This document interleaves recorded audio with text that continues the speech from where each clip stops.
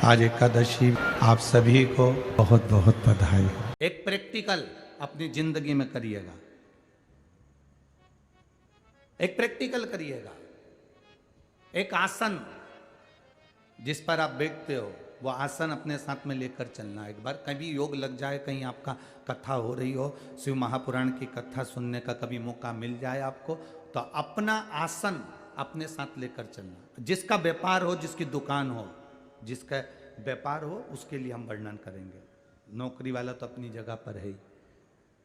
एक आसन लेकर चलना, उसी आसन पर बैठकर आप 7 दिन 5 दिन की शिव महापुराण की कथा श्रवण करना। उसी आसन पर कथा सुन ली, आसन की घड़ी बनाई, अपने बैग में रख लिया, फिर वापस सुबह जब कथा चालू हुई, ठीक 2 बजे कथा चालू हो और आप बैठ रहे हो 1:30 बजे 1 बजे, तो 1 बजे आपको वो आसन नहीं बिछाना। 2 बजे का कथा चालू हो उसके पहले आप 1:30 बजे के करीब में वो आसन अपने नीचे वापस बिछा लो और फिर कथा सुन लो।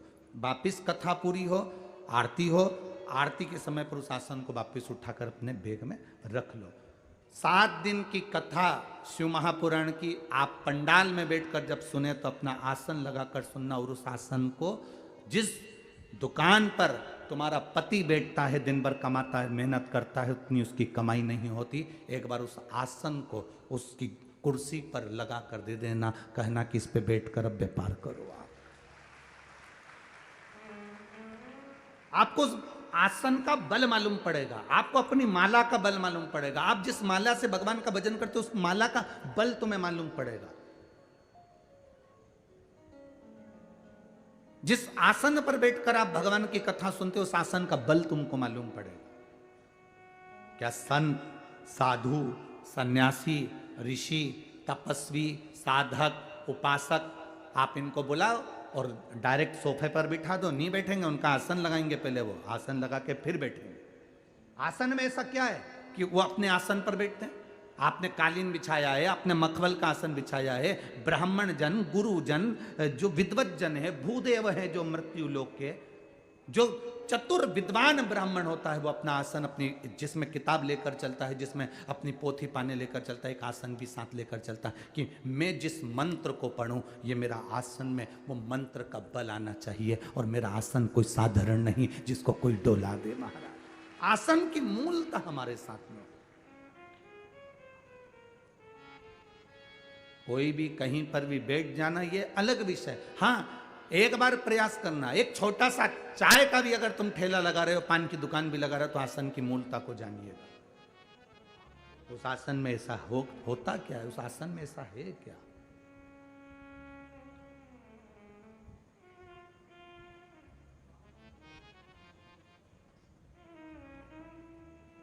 हमें लगता है कि ये मंदिर में आसन रखा हुआ है, पूजन का आसन रखा हुआ है, घर में हम पूजन करते हैं, आसन पर बैठकर करते हैं। आसन अनुशासन का एक आनंदमय भाव है जिस पर बैठकर हमारी तप साधना का बल बढ़ता है। चलो और सरल भाषा में समझ लो, पोहे को गरम रखना है तो उसको गैस पे रखोगे कि पानी गरम कर कर बर्तन में उसके ऊपर कढ़ाई को रख दोगे? बोलो, जम के बोलो। डायरेक्ट गैस पे रखोगे तो पोहा कड़ला हो जाएगा। पर उसी पोहे को भगोने में पानी को गरम करो बर्तन में, और उस बर्तन पर, कभी होटल में जाकर देखना, होटल वाला गैस चालू रखता है और नीचे पानी का भगोना, उसके ऊपर पोहे की कढ़ाई, जिससे वो पोहा गरम रहता है। उस पानी के, गरम पानी के बर्तन पर उस कढ़ाई को रखा गया जिससे वो पोहा गरम बना रहे। अगर वो गरम पानी के बर्तन से हटा देता तो पोहा गरम नहीं रहता, स्वाद नहीं आता। उसी तरह जैसे पोहे के लिए वो गरम पानी का जो बर्तन है वो उसका आसन है, तो उस पर रखा है तो वो गरम है। जब तक तुम आसन पर बैठते हो वो आसन में तुमको बल मिलता रहता है, तेज मिलता रहता है, उस पर बैठकर एक एनर्जी हमको प्राप्त होती है, एक बल हमको मिलता रहता है, एक एनर्जी। अब तिमोदी तो मछली पकड़ने का काम करता था, पर उसका एक नियम था, तिमोदी का एक नियम, थोड़ा इसको उनका कर लो। तिमोदी का एक नियम था। तिमोदी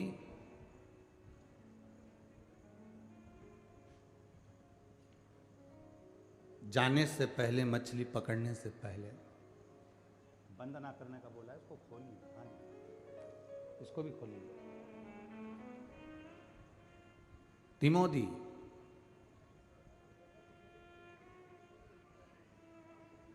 शंकर भगवान के शिवलिंग का निर्माण करता, उसकी आराधना करता। थोड़ा सा नीचे कर, इसको भी हल्का सा नीचे कर। शिव की आराधना में लगा रहता। अब बड़ी बड़ी जिनके पास नाव है, बड़े बड़े जिनके पास में वैभव है, उनको इससे ईर्ष्या होती थी। ईर्ष्या इस बात की होती थी कि ये नाव बड़ी अच्छी चल। अभी कथा में कहा गुण दिया है भगवान ने, उसको निखारना है। मेरी बेटियां कई बार ससुराल में जाने के बाद रोती हैं, तो मेरी बेटियों से हम निवेदन करेंगे तुम्हें रोने की जरूरत नहीं, तुम्हें तुम्हारे माता पिता ने और परमात्मा ने ऐसा गुण देकर भेजा है कि तुम अपने गुण को प्रकट कर सकती हो। क्यों रोना ससुराल में जाने के बाद में?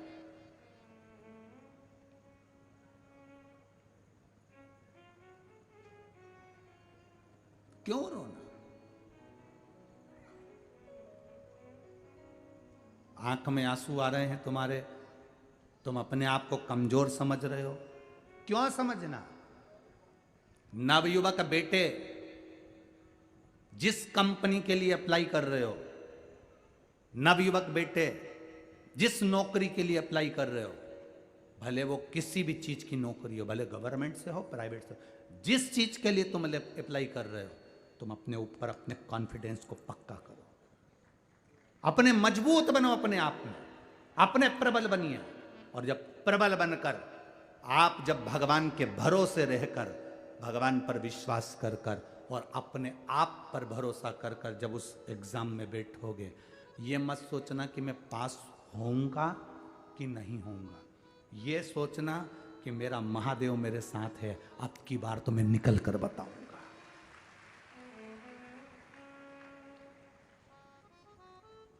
अब की बार मुझे निकल कर बताऊंगा। आप अपने भीतर बल तो है। तिमोदी के पास में एक चीज थी, वो नाव अच्छी चलाता था, पर साथ वालों ने विचार करा कि बताओ गजब का व्यक्ति है, इसके पास में नाव तो चलाने की कला है परंतु इसके पास में धन नहीं है। तो एक व्यापारी ने उस तिमोदी के साथ में एक कंपटीशन किया, एक प्रतियोगिता कर ली।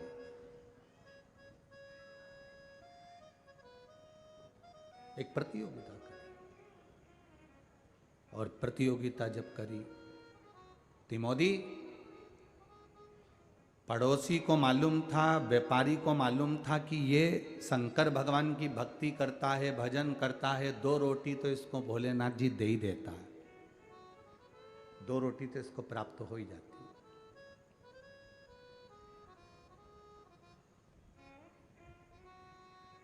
पर ईर्ष्या, अंदर की जो ईर्ष्या होती है ना, ये बड़ी विचित्र होती है। खुद मंदिर नहीं जा रहे हो, दूसरा मंदिर जा रहा है, तो अंदर से ईर्ष्या ऐसी भरा रही है कि ये मंदिर क्यों जा रहा है।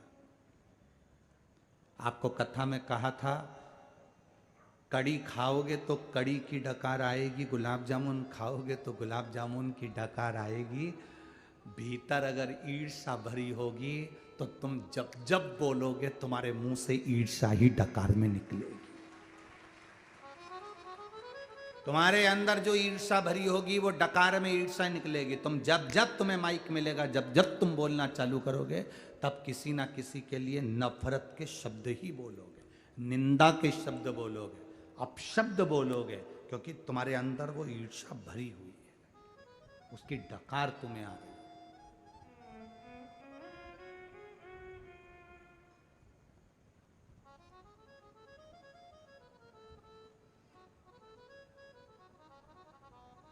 ईर्ष्या। हम जब किसी से कहते हैं तू अपनी औकात में रहकर बात कर, हम जब किसी से कहते हैं अपनी औकात देखिए, हम जब किसी से कहते हैं अपनी औकात में रहिए, शिव महापुराण की कथा कहती है जिसने ये शब्द कहे हैं उसने बोलकर अपनी औकात खुद दिखा दी कि वो किस औकात का है। वो दूसरे से कह रहा है अपनी औकात में रहकर बात करो, अपनी औकात में रहो, अपनी औकात में बोलो। मतलब जो बोल रहा है उसके शब्द आपको दिखा देते हैं कि उसकी औकात क्या है, उसके शब्दों से मालूम पड़ रहा।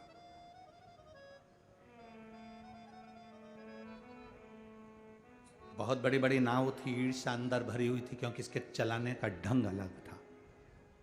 इसके पास कोई मशीन नहीं थी, ये अपने हाथ से नाव को चलाता था और पार हो जाता था। 2 रोटी महादेव उसको दे देता था, भगवान शंकर की भक्ति में डूबा रहता था। उसके पास में बेलपत्री नहीं मिलती थी तो हाथ की 3 उंगली शंकर के शिवलिंग पर रखकर कह देता था मैंने आपको बेलपत्र समर्पित कर दी। हाथ की 3 उंगली रखकर कह देता मैंने आपको बेलपत्र दे दिया, मैंने आपको बेलपत्र प्रदान कर दिया। तिमोदी शिव का भक्त। एक व्यापारी ने उसके साथ में कंपटीशन रखा, प्रतियोगिता रखी। वो कभी प्रतियोगिता नहीं करता था क्योंकि उसके पास में इतना टाइम नहीं था, क्योंकि 2-4 कुछ गया 2-1 बार और मछली लिया या बेच दिया, व्यापार कर लिया, उसका भरण पोषण हो गया, परिवार का सुख मिल गया। पर व्यापारी ने उसको अपने जाल में फंसाया। मदिरा पीने वाला, चोरी करने वाला, गलत काम करने वाला, गलत व्यसन में डूबने वाला, ये किसी ना किसी को अपने जाल में फंसाने का काम करते ही है। और बुरा काम करने वाला अच्छे व्यक्ति को जब अपने साथ में रखता है और धीरे धीरे उसको बुरा काम करने के लिए आतुर करता है, तो बुरा काम करने वाला तो बुरा काम करके निकल जाता है, पर अच्छा व्यक्ति थाने में जिंदगी भर सड़ता रहता है। जिंदगी भर अच्छा व्यक्ति पड़ा रहता थाने के अंदर, जिसने गलती ना करी है, क्योंकि बुरा करने वाला बुरा कर्म कर कर निकल गया। एक कौवा मानसरोवर पर आ गया, बहुत सारे हंस थे। कौवे से कहा कौवा यहाँ मानसरोवर है, यहाँ हंस रहते हैं, चलो निकलो यहाँ से बाहर। कौवा कहने लगा मैं भी पक्षी, तुम भी पक्षी, तुम गोरे में काला, अंतर क्या है? पक्षी तो है ना, एक जात के तो है ना, एक समाज के तो है ना, है तो पक्षी ना, तो मेरे रहने में क्या दिक्कत है? हंसों ने कहा नहीं नहीं कौवे, यहाँ हंस रहते हैं, सत्संग करते हैं, भजन करते हैं, तुम्हारी और हमारी नहीं पटेगी। अपन पक्षी तो है ना, एक जात के तो है ना, एक समाज के तो है ना, अपन तो रहेंगे। सारे हंस चले गए, एक हंस बैठा रहा, उसकी कौवे से दोस्ती हो गई। कौवे ने हंस से कहा भाई मुझे भूख लगी है। हंस गया मोती चुग कर ले आया, क्योंकि हंस तो मोती चुगते, मोती लेकर आया, ले खाओ। कौवे ने जो मोती को मुख में रखा तो चोंच टूट गई उसकी, क्योंकि मोती कौवे ने कभी खाया नहीं था। भूखा मरने लगा। कौवा कहने लगा भाई मैं तो भूखा मर रहा हूँ, अब मेरे साथ चल मेरे गांव। उसको लेकर आ गया। कौवा शमशान में रहता था, बड़ के पेड़ के ऊपर बैठा, हंस को भी लेकर बैठ गया। हंस ने कहा कौवे से मुझे भूख लग रही है। कौवा गया, मरे हुए कुत्ते का मांस उठाकर लेकर आ गया, हंस को देने लगा, ले रे हंस खा ले। हंस कहता है मर जाऊंगा पर यह कुत्ते का मांस नहीं खा सकता, क्योंकि हम लोग मोती चुनते हैं, मोती को खाते हैं, ये हम मांस नहीं खा सकते। कौवे ने समझाया फिर भी हंस नहीं खाया। नीचे का राजकुमार बैठा था, इन दोनों की बात करने में मांस का टुकड़ा नीचे गिर गया, राजकुमार के ऊपर गिरा। राजकुमार ने बाण साधा और निशाना लगाकर मारा, जो मारा तो कौवा भाग गया, वो बाण हंस को लग गया, हंस नीचे गिरा। राजा के लड़के ने कहा हंस देव मैंने बाण कौवे को मारा था, आपको लग गया। हंस कहते हैं आपकी गलती नहीं, गलती मेरी है, मैंने गलत मित्र का साथ कर लिया था, इसलिए वो गलत काम कर कर चले गए और पकड़ा ले गया।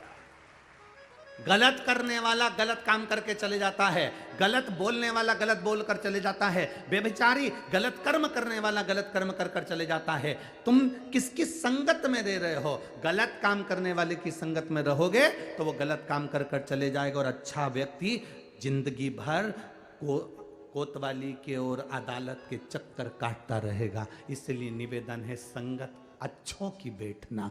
पंगत और संगत ये 2 चीजों में याद रखना। खाने की पंगत छूट जाए चल जाएगी, पर अच्छे लोगों की संगत नहीं छूटना चाहिए। पंगत छूट गई, खाने की पंगत रह गई कि मुझे इस पंगत में बैठना था, मुझे भोजन करना था, पंगत छूट जाए चल जाएगी, पर संगत नहीं छूटना चाहिए। अच्छे लोगों की संगत में अगर बैठोगे तो तुम्हारी जिंदगी अच्छी बनेगी। अब इसको तिमोदी को व्यापारी ने अपने झांसे में ले लिया और कहा कि तू और मैं कंपटीशन रखते हैं, प्रतियोगिता करते हैं। क्या प्रतियोगिता? प्रतियोगिता ये, नाव लेकर चलेंगे, उस किनारे तक पहुंचना है, जो पहले पहुंचेगा वो जीत गया। जो हारा उसको 10 नाव देना पड़ेगी और अपने दोनों हाथ उसको देना पड़ेंगे, दोनों हाथ देना पड़ेगा। अब व्यापारी के पास में तो नौकर चाकर बहुत थे नाव चलाने वाले, पर तिमोदी के तो ये 2 हाथी थे जिसके बल पर वो नाव चलाता था।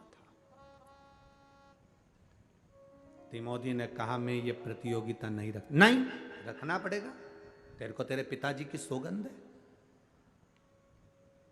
दोस्त जो बिगड़े हुए दोस्त रहते हैं विचित्र, वो आपसे कहते हैं कौन देख रहा है, ले थोड़ी सी, तेरी मम्मी तो घर है, तू तो रायपुर में है, कहाँ तिल्दा नेवरा, कहाँ रायपुर, ले तू तो भिलाई में, तू तो यहाँ बैठा है, तू यहाँ बैठा है भोपाल में, तू बैठा मुंबई में, तू बैठा पूना में, तेरे घर के लोग तो वहाँ। ये बेटियां पढ़ने के लिए जाती हैं, ये बेटे जॉब के लिए पढ़ने के लिए जाते हैं, इनको जो बिगड़े हुए दोस्त हैं वो ऐसे ही बिगाड़ते हैं। कौन देख रहा है, ले, कौन देख रहा है, ले, बस। इसीलिए शास्त्र कहता है ताली मित्र, थाली मित्र और प्याली मित्र से दूरी बनाकर चलना तो तुम्हारी जिंदगी सार्थक हो सकती है। प्रशंसा करने वालों से दूरी बनाकर चलना, कोई तुम्हारी प्रशंसा करे बिल्कुल दूर हट जाना, बिल्कुल दूर हट जाइए।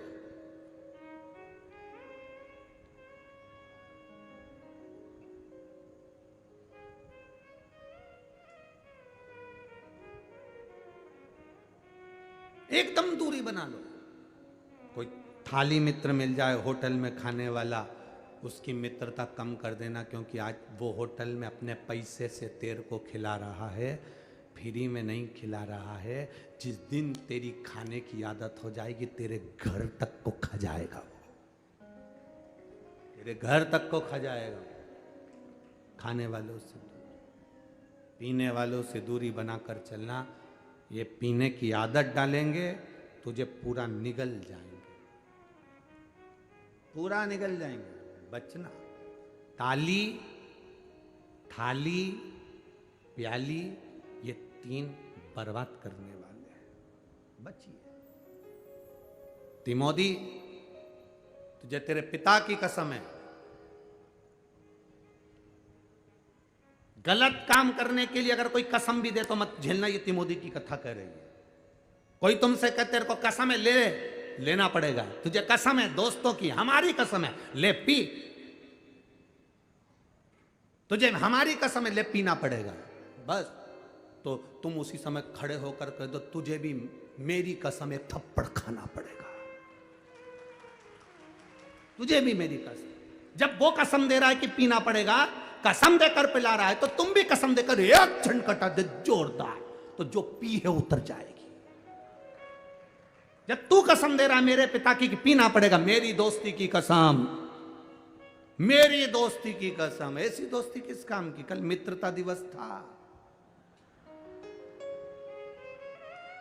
हैप्पी फ्रेंडशिप डे, मित्रता दिवस कल था। दुनिया में सबसे अच्छा मित्र कौन होता है? शिव महापुराण की कथा कहती है गुरु, माता, पिता और परमात्मा से अच्छा मित्र दुनिया में कोई नहीं हो सकता। कौन होगा ऐसा मित्र? हम जिसको मित्र बनाने का प्रयास कर रहे हैं, मोबाइल पे लिख के भेज दिया हैप्पी फ्रेंडशिप डे, तुम मेरे बेस्ट मित्र हो, मेरे अच्छे मित्र। क्या मित्रता? 3 मित्र पिकनिक करने के लिए गए, साथ में समोसा ले गए, कचौड़ी ले गए, पानी की बोतल सब कुछ ला के रखे, झोले में भर लिया, लेकर गए।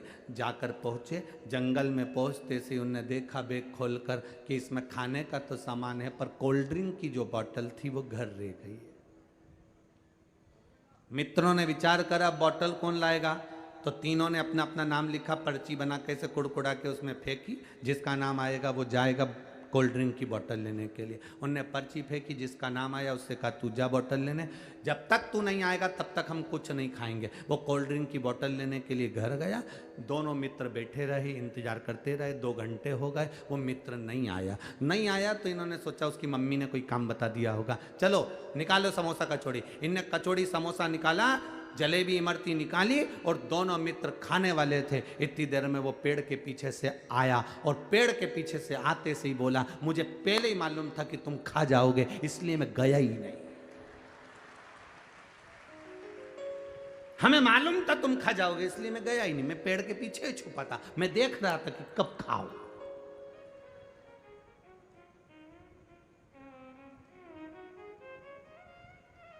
जो मित्र तुम्हें कसम दे, अपने दोस्ती की कसम है, अपनी मित्रता की कसम है, अपनी कसम है, अपने दोस्त के लिए इतना सा नहीं कर सकता तो उससे कह दो तू अपने दोस्त के लिए 2-4 थप्पड़ नहीं खा सकता। गलत संगत में उतार रहे हो, कहां का तरीका।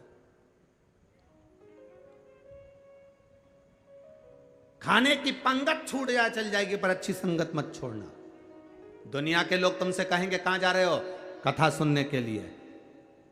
क्या करोगे कथा में जाकर, कहना किटी पार्टी में तो नहीं जा रहे, डीजे पे डांस करने तो नहीं जा रहे, हम कहीं होटल में खाने तो नहीं जा रहे, हम कहीं गलत जगह पर तो नहीं जा रहे, हम तो केवल भगवान शंकर की कथा में चले जाते हैं। साल भर में 2-3 कथा पंडाल में बैठ के सुन लेते हैं। हम सोचते हैं कि अपने मायके हो जाए, इससे बढ़कर सुख और क्या है। हो गया हमारा मायका। हमारे पिता देवादिदेव महादेव के पास गए थे। हमारे जब तुम कथा में जाओ और घर के लोग, मोहल्ले के लोग तुमसे पूछे कहां गई थी, दिख नहीं रही थी, अपने बाप के घर गई थी, अपने पिता के घर। कहां, तिल्दा नेवरा में शिव महापुराण की कथा हो रही थी, वहां मेरा शंकर मेरा पिता है, उस पिता से मिलने के लिए गई थी। जब मायका समझोगे शिव पुराण को तो बाप भी अपनी बेटी को विदा करते समय कुछ देकर भेजता है, तो वो भी तुम्हें कुछ ना कुछ देकर भेजेगा। पिता का घर है ये तुम्हारे।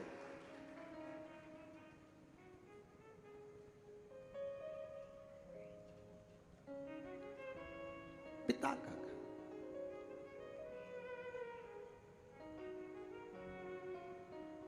तो कितनी सुंदर बात है साहब, पिता के घर से जब बेटी जाए वो कहते खुशी खुशी कर दो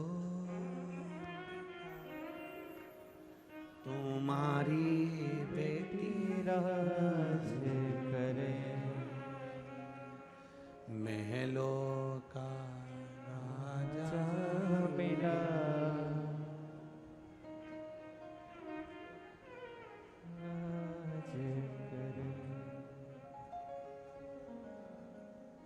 कितने अरमान रहते हैं एक बेटी के कि महलों का राजा मिला।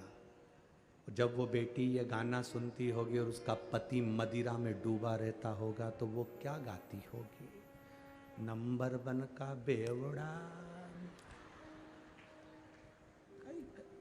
होगा। मेरा पुरुषों से निवेदन है, अपने बच्चों के लिए, अपनी पत्नी के लिए, अपने माता पिता के लिए, अपने परिवार के लिए मदिरा का त्याग कर दो, नहीं पीना।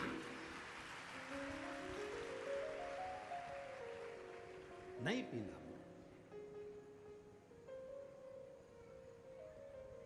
गंगा नाली का पानी नहीं पिएंगे, एक, और दूसरा अपना सनातन धर्म छोड़कर, अपना हिंदू धर्म छोड़कर, मेरे महादेव को छोड़कर मैं किसी दूसरे धर्म में नहीं जाऊंगी, चाहे कितनी भी लोभ लालच दे।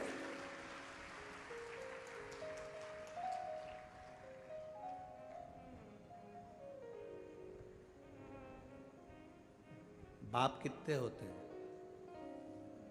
अरे बोलो तो, बाप कितने होते हैं? एक। और दुनिया के सारे धर्म का बाप है सनातन धर्म। दुनिया के सारे धर्म का बाप है सनातन धर्म। जितने धर्म निकले हैं सारे सनातन धर्म से निकले, सब कुछ सनातन धर्म से। एक एक धर्म की उत्पत्ति मेरे सनातन धर्म से। ये बाप है। क्यों जाएं हम दूसरे धर्म में? हमारा बाप एक। जिसके दो चार बाप होते हैं वही सनातन धर्म छोड़ के दूसरे बाप के पास जाता है।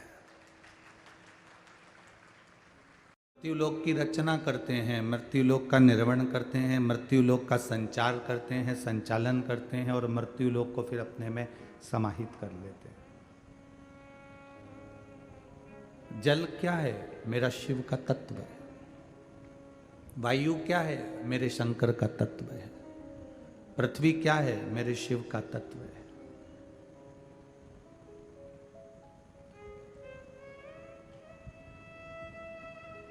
ये जल, वायु, पृथ्वी, अग्नि, तेज, ये सब शंकर का तत्व है।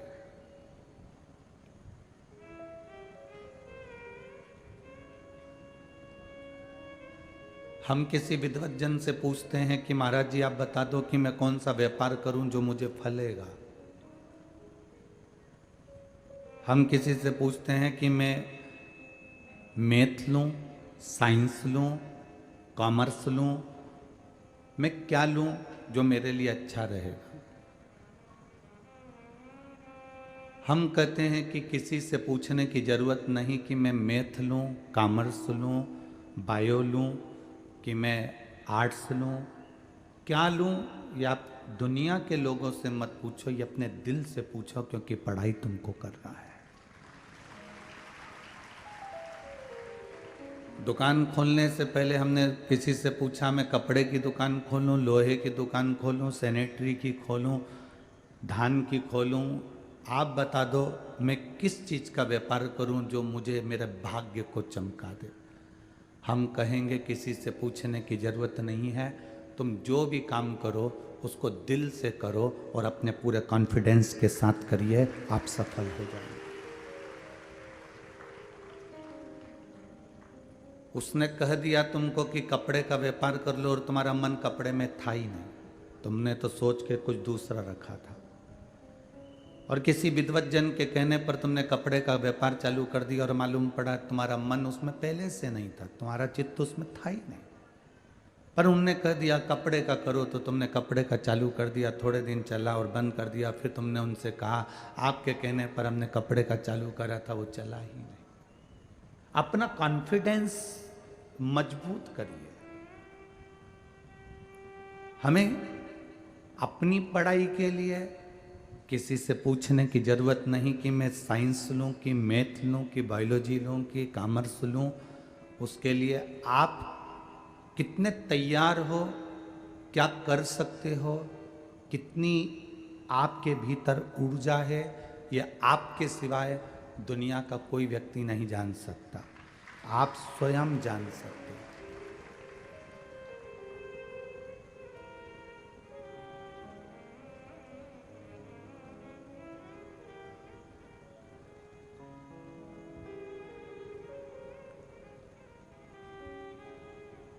आप जो व्यापार करना चाह रहे हो, आप जो दुकान खोलना चाह रहे हो, चाहे वो छोटी से छोटी दुकान है, आप किसी से मत पूछो कि मैं काय का व्यापार करूं। आपके भीतर जिस चीज को करने की तमन्ना हो, आपको जो कार्य करने की उमंगता हो, आप वो कार्य करिए। आप कभी हमसे भी आकर ना कहें कि मैं किस चीज का व्यापार करूं, क्योंकि हमसे ज़्यादा समझदार आप हो, आप दुनिया ज़्यादा घूमे हुए हो, आपको ज़्यादा मालूम होगा व्यापार के लोगों के साथ, आप ज़्यादा बैठते हो, आपको अंदाज़ा होगा कि आप किस चीज़ में कमा सकते हो। अपने खुद के कॉन्फिडेंस पर, हमारे खुद के विचार पर, हमारे खुद के शरीर की तेज पुंजता के बल पर परमात्मा का नाम लेकर जब आप किसी कार्य के लिए उतरोगे, ये विश्वास मानकर चलना कि तुम पीछे नहीं हट पाओगे और आगे बढ़ते चले जाओगे। आपका कॉन्फिडेंस मजबूत होना चाहिए, आपका विल पावर मजबूत होना चाहिए, आपके विचार की दृष्टि बड़ी होना, आपका जो सोच है, आपकी जो दृष्टि है, आप उसको मजबूत करिए। हम मजबूत नहीं कर पाते। अलमारी खोलते हैं, 3 तरह के 4 तरह के सूट एक जैसे नजर आते हैं। अलमारी खोलते हैं, साड़ियाँ नजर आ जाती है। जब तुम अलमारी खोल रही थी तब तुमने विचार करा था कि आज मैं कत्थई कलर की पहनूंगी, तुमने विचार करा था कि मैं हरे कलर की पहनूंगी, तुमने विचार करा था कि मैं लाल कलर की पहनूंगी। अलमारी खोलते से जब साड़ियों का बंडल नजर आया तो तुम्हारी सोच फिर बदल गई। अब कत्थई की जगह तुम्हारे को जो मन पड़ा वो निकाल कर पहन ली।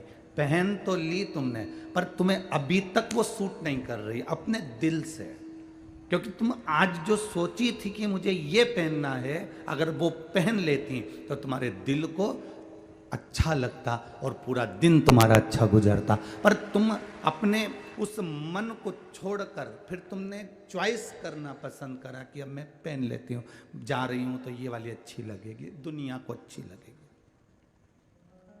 सबको अच्छी लगेगी। आप सबको अच्छा लगने का विचार छोड़ दो। आपके दिल को क्या अच्छा लग रहा है, आपके मन को क्या अच्छा लग रहा है।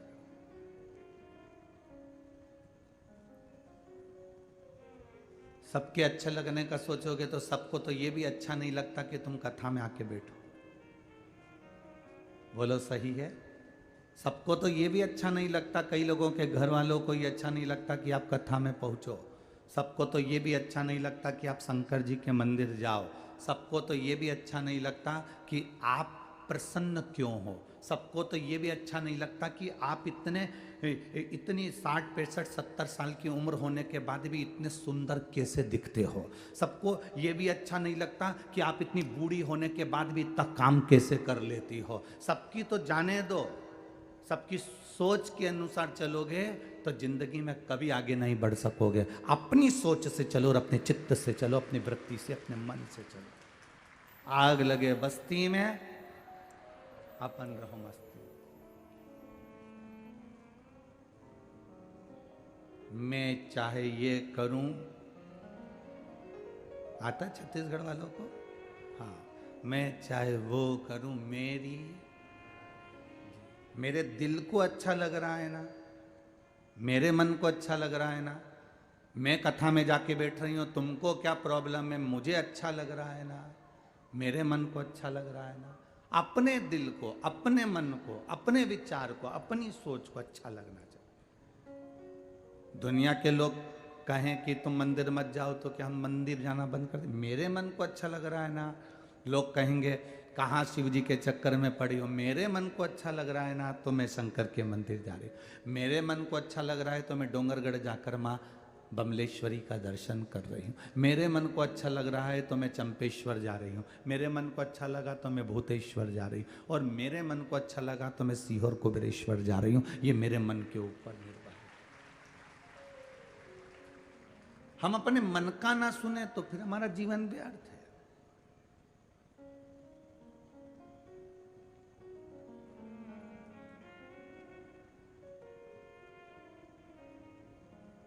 एक माँ ने अपने बेटे से कहा कि तुम कहाँ जा रहे हो? बाजार। सुनो, वहाँ से 1 किलो आलू ले आना, आधा किलो टमाटर ले आना, आधा किलो हरी मिर्ची ले आना, आधा किलो तुम एक काम करना, तुम्हारी मर्जी से कोई सब्जी ले आना। 3 चीजें माँ ने अपनी हिसाब से बता दी। आलू लाना, टमाटर लाना, हरी मिर्ची लाना, और फिर एक चीज तुम्हारे ऊपर छोड़ दी कि तुम्हारे मन से सब्जी ले आना।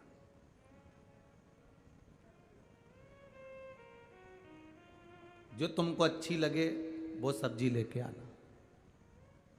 अब टमाटर तुमने माता जी की पसंद के लिए, अच्छे नहीं आ रहे थे तो भी तुम्हें लेना पड़ा क्योंकि माँ ने बोला है। आलू तुमने माता जी के पसंद के लिए, आलू छोटे छोटे थे मार्केट में, पूरा मार्केट देखा, बड़ा आलू था ही नहीं, फिर भी माँ ने कहा है तो लेना पड़ा। हरी मिर्ची ले ली। अब आई सब्जी की बारी। टमाटर में तुमने एडजस्ट करा, आलू में तुमने एडजस्ट करा, हरी मिर्ची में तुमने एडजस्ट करा, पर माँ ने कहा था सब्जी तेरी मर्जी की लेकर आना, तो तुम एडजस्ट करोगे? नहीं।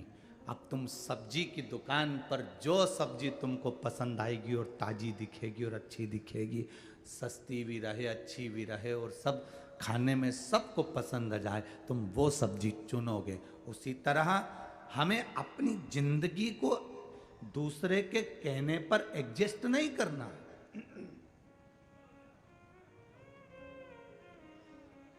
हमें अपने जीवन को दूसरे के कहने पर एडजस्ट कर कर नहीं चलना।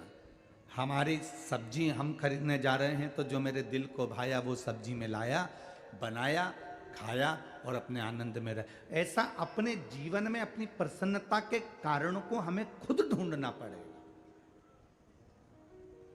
हमारे भीतर की प्रसन्नता के कारणों को हमें ढूंढना है, हमें दूसरे के एडजस्टमेंट में एडजस्ट नहीं होना।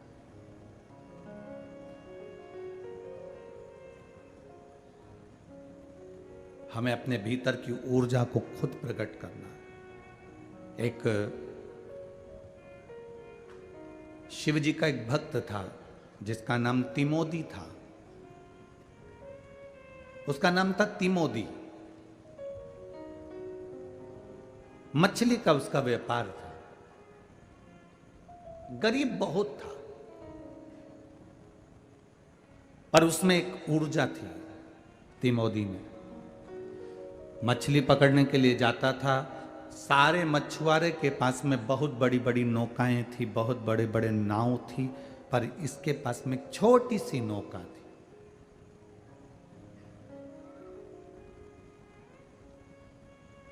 भगवान पृथ्वी पर जिसको जन्म देता है, किसी भी फालतू व्यक्ति को भगवान पृथ्वी पर कभी पैदा नहीं करता। जिसको भी पृथ्वी पर भगवान पैदा करता है उसको कुछ ना कुछ ऐसा गुण देकर भेजता है, उस गुण को अगर वो निखार ले तो उसकी जिंदगी संवर जाती है। किसी किसी के भोजन का गुण होता है, किसी किसी को पार्लर का गुण होता है, किसी किसी को सिलाई का गुण होता है, किसी किसी को पहचान का गुण होता है, किसी की एजुकेशन का गुण होता है, किसी की मीठी वाणी का गुण होता है। किसी संसार में जन्म लेने वाला कोई व्यक्ति फालतू पैदा नहीं होता। क्योंकि आप अंदाजा लगा कर देखिए, आपके घर में आप जिस कमरे में सोते हो उस कमरे में कोई फालतू की चीज कभी नहीं रखते। रखते हो क्या? जिस कमरे में सोते हो, फोटो भी रखोगे तो अच्छा, सीनरी रखोगे तो अच्छी, गुलदस्ता रखोगे तो अच्छा। तुम्हारे कमरे के अंदर जिसमें तुम सोते हो उसमें सब तुम अपनी पसंद की चीज रखते हो, उसमें कबाड़ा नहीं रखते, फालतू की चीजें नहीं रखते, रद्दी कागज नहीं रखते, फालतू के पोछे के कपड़े नहीं रखते, फालतू की चीज उस कमरे में तुम रखते ही नहीं हो। तुम्हारे कमरे में तुम सब कीमती चीज, अच्छी चीज, वीआईपी चीज, अच्छी क्वालिटी की चीजें तुम अपने कमरे में रखते हो। तो ये जैसे तुम अपने कमरे में अच्छी चीज रखते हो, तो ब्रह्मा जी का ब्रह्मलोक है, भगवान विष्णु का बैकुंठ लोक है, और पृथ्वी मृत्यु लोक मेरे महादेव का है। तो मेरा महादेव भी पृथ्वी पर क्वालिटी वाली चीजें रखता है, बेकार चीज नहीं रखता। आप जितने बैठे हो, जितने आस्था चैनल पर कथा सुन रहे हो, जितने फेसबुक यूट्यूब पर कथा सुन रहे हो, आप में वो क्वालिटी है। परमात्मा ने अगर आपको पृथ्वी पर जन्म दिया है तो कुछ ना कुछ क्वालिटी देकर पैदा करा है। भगवान ने आपको अगर पृथ्वी पर जन्म दिया है तो कुछ ना कुछ ऊर्जा देकर पैदा करा है। भगवान ने अगर आपको पृथ्वी पर जन्म दिया है तो कुछ ना कुछ आप में ऐसा गुण है जिसको आप निखार सकते हो। अपने गुण को निखारने का प्रयास करिए। अपने गुण को निखारने का प्रयास करो, और जिस दिन आपके भीतर का गुण निखर जाएगा उस दिन आनंद की अनुभूति अपने आप हो जाएगी। यहां पर कई माताएं ऐसी बैठी हैं जो अच्छे पापड़ बना लेती हैं, जिनके हाथ का इतना स्वाद है। कई माताएं ऐसी बैठी है जो अच्छा इडली सांभर बना लेती है। आप में कई माताएं ऐसी बैठी हैं जो अच्छी सब्जी बना लेती हैं। आप में कई माताएं ऐसी बैठी है जो अच्छे चावल बना लेती है। आप में कई माताएं ऐसी बैठी हैं जो अपने कपड़े की अच्छी सिलाई कर लेती है। आप में कई माताएं ऐसी बैठी हैं जो अपने बच्चों के कपड़े भी अच्छे सिल लेती है। आप में कई माताएं ऐसी बैठी हैं जो अच्छा स्वेटर बना लेती हैं। आप में कई माताएं ऐसी बैठी है जो कुछ ना कुछ अच्छा काम कर लेती है, पर वो अपने काम को दबाई हुई है, बस केवल अपने लिए करती है, अपने घर के लिए करती है। जिस दिन तुम समस्या के समय पर खड़े हुए और तुम्हें लगे कि कोई व्यापार नहीं चल रहा, कोई काम नहीं चल रहा, तो आपके अंदर जो क्वालिटी है उसको तुम दुनिया के सामने लेकर आओ कि मैं ये सब्जी बनाकर दुनिया को खिला सकती हूँ, मेरे पास वो गुण है। मैं ये पापड़ बनाकर दुनिया को खिला सकती हूँ, मुझ में ये गुण है। मैं ये सिलाई कर कर अपना जीवन आनंद में जी सकती हूँ, मेरे पास में वो गुण है।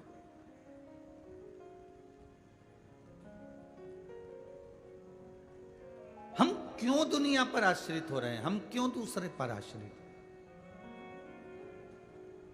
हम अपने ऊपर क्यों नहीं आश्रित? स्वयं के ऊपर आधारित रहिए, अपने बल पर। कल एक लड़के ने पत्र लिखा था, एक बेटे ने, जिसका पाँव कट गया था। पाँव कटने के बाद वो एक्सीडेंट हुआ, बेटे का पाँव कट गया, पाँव कट गया, एक सीधा पाँव पूरा कट गया, प्लास्टिक का पाँव उसने लगवा लिया। हार गया क्या वो? नहीं। शिव महापुराण ने उसको हिम्मत दी। हॉस्पिटल में पड़ा हुआ जब पाँव कट गया, घर पर आ गया, दुनिया के लोग कुछ भी कहें, वो रोता रहा और टीवी के माध्यम से कथा पलंग पर पड़ा पड़ा सुनता रहा और उसको एक बल मिल गया। बल मिल गया तो उसने एक छोटा सा व्यापार चालू कर दिया। छोटा सा व्यापार चालू करा तो धीरे धीरे उसकी 2 दुकान होती चली गई, बढ़ता चले गया। उसकी एनर्जी उसने अपने आप ढूंढ ली।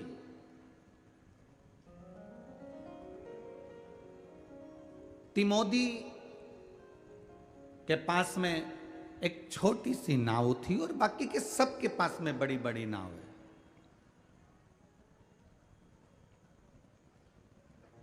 सबके पास में बड़ी बड़ी नौका है, उस तिमोदी के पास में एक छोटी सी नाव जिससे वो मछली पकड़ने जाता। व्यापार इतना चलता नहीं उसका, पर उसकी नाव चलाने का जो तरीका है, उसकी नाव चलाने का जो ढंग है, उससे जितने भी नाव वाले थे वो सारे नाव वाले उससे ईर्ष्या करते थे कि इसकी नाव का तरीका बड़ा विचित्र है। थोड़ी देर में यहां रहता और थोड़ी देर में वहां पहुंच जाता है। भले ये मछली सही से नहीं पकड़ पाता, पर इसका नाव चलाने का तरीका बड़ा विचित्र है।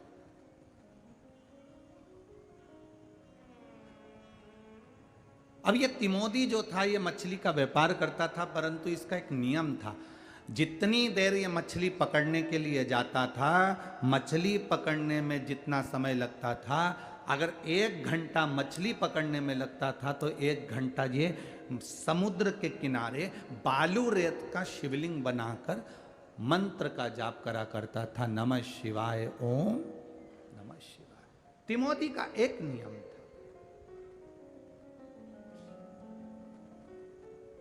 अगर मछली पकड़ने के लिए 9 बजे इसको मछली पकड़ने जाना है तो ये 7:30 बजे घर से निकल जाता, 8 बजे समुद्र के किनारे पहुंच जाता, बालू रेत का शिवलिंग बनाता और शिवलिंग बनाकर उसकी आराधना करता।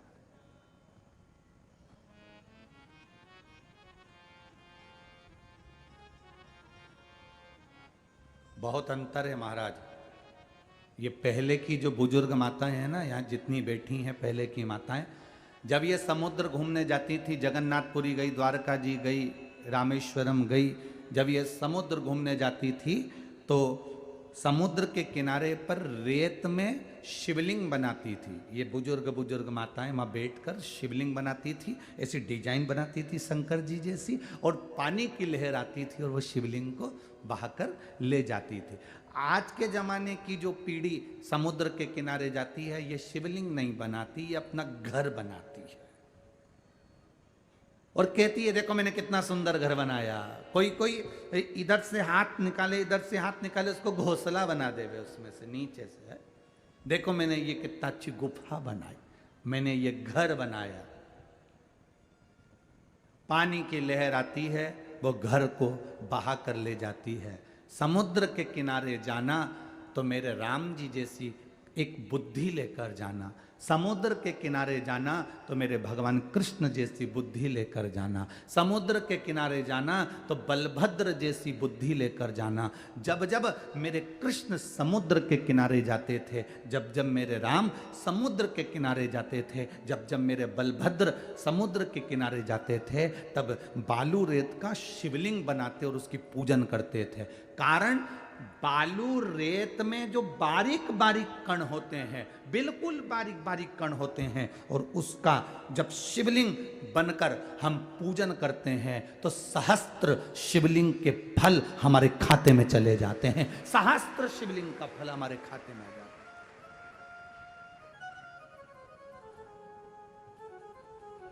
है। बालोद में जो कथा होगी, शायद 25 तारीख के लगभग में वो कथा रहेगी, तो बालोद में जो कथा रहेगी आप कभी उसका स्मरण का अगर बन सके, बालोद वाले जो आसपास में होंगे वो तो सुनेंगे, आप लोग अगर नहीं पहुंचे तो टीवी पर सुनना। उसका हमने नाम दिया मणिलिंग शिव महापुराण की कथा।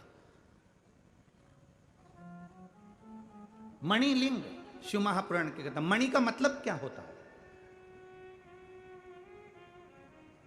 क्या हीरे का शिवलिंग मणिलिंग कहलाता है?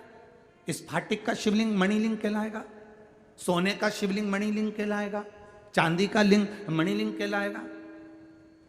हीरे का शिवलिंग मणिलिंग कहलाएगा? पुखराज का शिवलिंग मणिलिंग कहलाएगा? नहीं।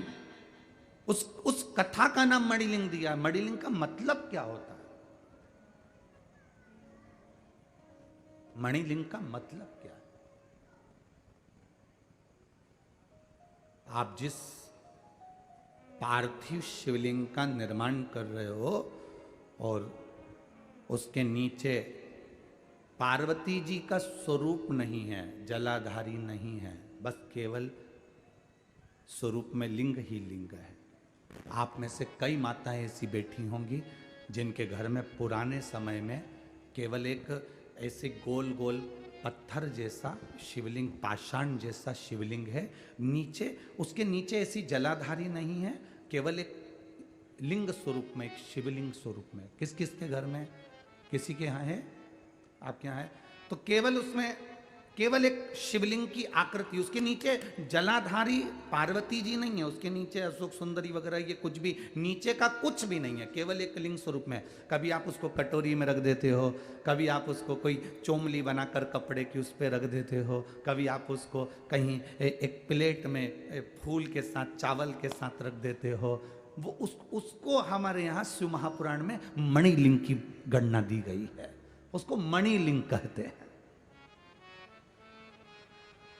आप नर्मदा जी का कंकड़ उठाकर लेकर आ गए, आप सीहोर का कुबेरेश्वर धाम का कंकड़ लेकर आ गए, इसको मणिलिंग की गणना करी गई। अब तुम कुबेरेश्वर धाम का कंकड़ लेकर आ गए और तुमने उसको प्लेट में रख दिया, तो उसके नीचे जलाधारी नहीं है, उसके नीचे अशोक सुंदरी गणेश जी वाला स्थान जलाधारी। जो तुम लेकर आए हो, तुम नर्मदा जी का कंकड़ लेकर आ गए, वो मणिलिंग की गिनती में आ गए। तुम लेकर आ गए, उसके नीचे जलाधारी नहीं है, तुमने रख दिया उसको। एक तुलसी जी के क्यारे में पहले के लोग जब घूमने जाते थे नर्मदा आदि कादि गंगा से शिला उठाकर ले आते थे, उसको लाकर तुलसी के क्यारे में रख देते थे, वो मणिलिंग कहलाता था। कईयों के घर पे रखा होगा, तुलसी के क्यारे में ले जाकर लोग उसको रख देते थे।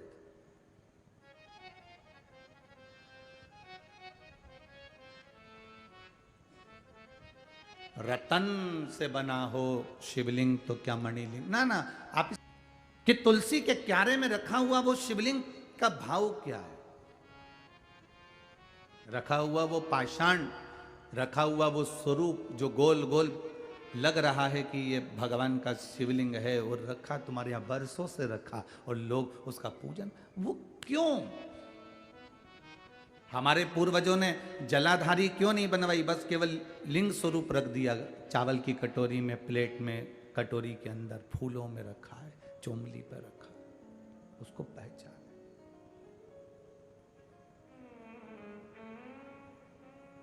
ये मणिलिंग की कथा से अपन स्मरण कर सकते। कभी समुद्र के किनारे जाना, गंगा के किनारे जाना, यमुना के किनारे जाना, सरयू के किनारे जाना, मंदाकिनी के किनारे जाना, चंद्रभागा के किनारे जाना, गोदावरी के किनारे जाना, कभी तुम्हारा मन मिल जाए और तुम किसी पवित्र नदी के किनारे पर जाओ तो वहाँ की बालू रेत का, वहाँ की मिट्टी का शिवलिंग बनाकर उसकी पूजन करना, विसर्जन करना, उसका जो फल है सहस्त्र शिवलिंग के फल के बराबर हमको फल प्राप्त हो जाए। सहस्त्र शिवलिंग, एक शिवलिंग का निर्माण हजारों शिवलिंग के निर्माण के बराबर हो जाए।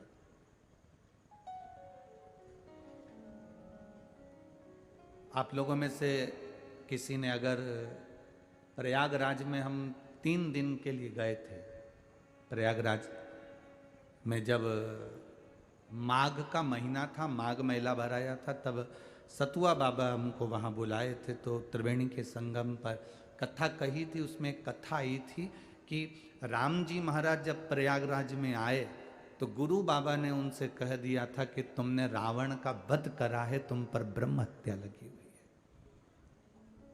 रावण ने कहा रावण का वध कर कर आए हो, रावण का वंश मिटा कर आए हो, तुम्हारे ऊपर ब्राह्मण की हत्या लगी हुई है, तो तुम मेरे चरण का स्पर्श नहीं कर सकते। और गुरु जी ने उनको दूर हटाया, राघव जी को, भगवान को। तो भगवान ने कहा कि आप मुझे बताएं कि मैं इस दोष से मुक्त कैसे होऊंगा। तब भगवान गुरु बाबा ने कहा,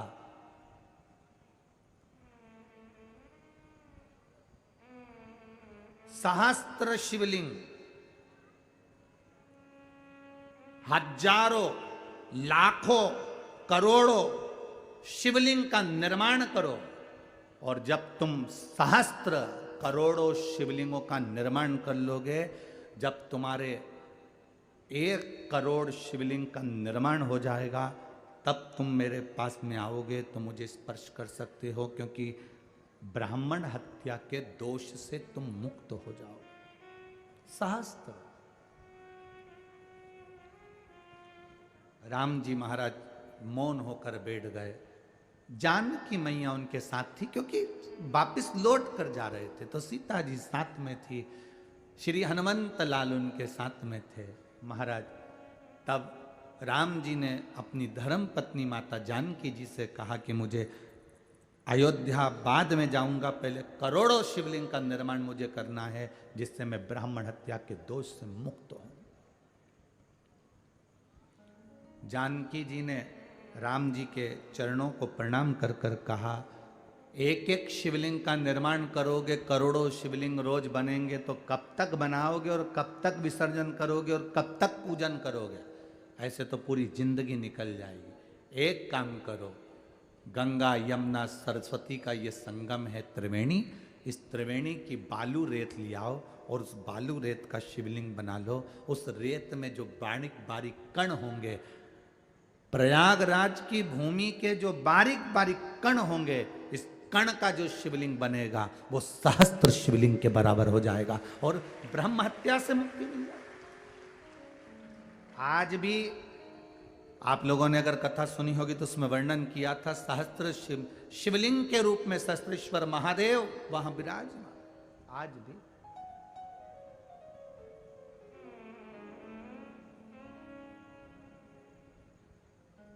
कभी मौका लग जाए आपकी जिंदगी में, कभी आपको ऐसा महसूस हो कि आप समुद्र के तट गए हो, द्वारका जी गए हो, जगन्नाथ जी गए हो, आप रामेश्वरम गए हो, तो प्रयास करना हम भी वहां थोड़ी सी आराधना कर लें। हम सीहोर आने वालों से यही कहते हैं कि आप देखिए, कंकर शंकर की धरा पर आए हो, यहाँ पर अभी कोई, क्योंकि निर्माण कार्य चालू है, निर्माण जिस जगह का तुम्हारे मकान का काम चालू रहता है तो कितना फैला रहता है। तो कुबेरेश्वर धाम का भी निर्माण कार्य चालू है, भोजन व्यवस्था भी धीरे धीरे सुचारू रूप से हो रही है, चलेगी, बनेगी, होगा व्यवस्था, रुकने की व्यवस्थाएं भी इतनी नहीं, पर सुचारू रूप से जैसा बन सकता है वैसी व्यवस्था भी निर्माण के चलते व्यवस्थाएं चालू। पर जो कुबेरेश्वर धाम आते हैं, हम उनसे कहते हैं कि तुम बाबा के दरवाजे पर आए हो, बाबा के धाम आए हो, बाबा से प्रार्थना करने आए हो, यहाँ पर आने के बाद कहीं पर भी कुबेरेश्वर धाम की भूमि पर गंदगी मत करना, और जहाँ बैठकर भगवान का भजन करो उसमें एक आनंद की अनुभूति होना चाहिए।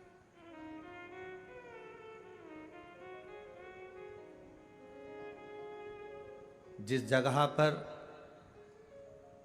बाबा का स्थान है, जहाँ कंकर शंकर के पूजन का जहाँ भाव कहा जाता है, उस जगह पर हमने खुद ऐसी मट्टी पटकवा दी है जिससे आप लोग उस जगह पर बैठकर आराम से कंकर शंकर की पूजन कर सको। पूरे ग्राउंड में कहीं बैठकर आपको पूजन करने की जरूरत नहीं। जिस भूमि पर हमने करी, जिस भूमि पर दुनिया के लोग बैठकर करते हैं और मन चाह वर प्राप्त करते, इसलिए हमने वहां पर ऐसी ऐसी पट्टियां डलवा दी आप लोगों के बैठने के। आम के पेड़ लगे हुए हैं वहां पर, कच्ची जगह है मिट्टी की, एक स्थान आपको वहां पर गार्ड से पूछोगे कि कंकर शंकर पूजन की जगह कौन सी है, तो आपको गार्ड भी बता देगा कि वहां जाकर आप पूजन कर लो, वो जगह कंकर शंकर की है। वहां पर जितने लोग आते हैं हर कहीं बैठकर पूजन करते हैं ना, उससे पूछो कंकर शंकर पूजन की जगह कौन सी, वो बताएगा, वहां बैठ जाओ, उधर जगह है, वहां बैठकर पूजन करो, वहां कंकर शंकर की आराधना करो।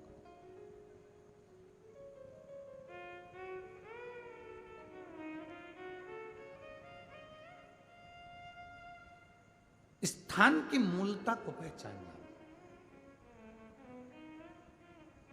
आप यहां भी बैठ गए, वहां भी बैठ गए, वहां भी बैठ, ना ना ना, जो स्थान, क्यों हम तीर्थ क्यों जाते हैं, हम 12 ज्योतिर्लिंग का दर्शन करने क्यों जाते हैं, हम चंपेश्वर महादेव या बमलेश्वरी माता का दर्शन करने क्यों जाते हैं, क्योंकि वहां जिस जगह पर बमलेश्वरी माता बैठी है, वहां की जो भूमि है, जहां बैठकर माता ने तप करा वो भूमि सिद्ध हो गई, जहां चंपेश्वर महादेव विराजमान है वो भूमि सिद्ध हो गई, जहां पर 12 ज्योतिर्लिंग विराजमान है वहां तप साधना कर कर वो भूमि सिद्ध हो गई। इसलिए एक निश्चित जगह होती है कि यहां कंकर शंकर की पूजन करना है, तो वो भूमि की सिद्धता, आसन की सिद्धता। सनातन धर्म छोड़ के दूसरे बाप के पास जाता है। सनातन धर्म नहीं छोड़ सकते, हमारा बाप है सनातन धर्म, हमारा शिव, हमारा ओघड़ी, हमारा भोला।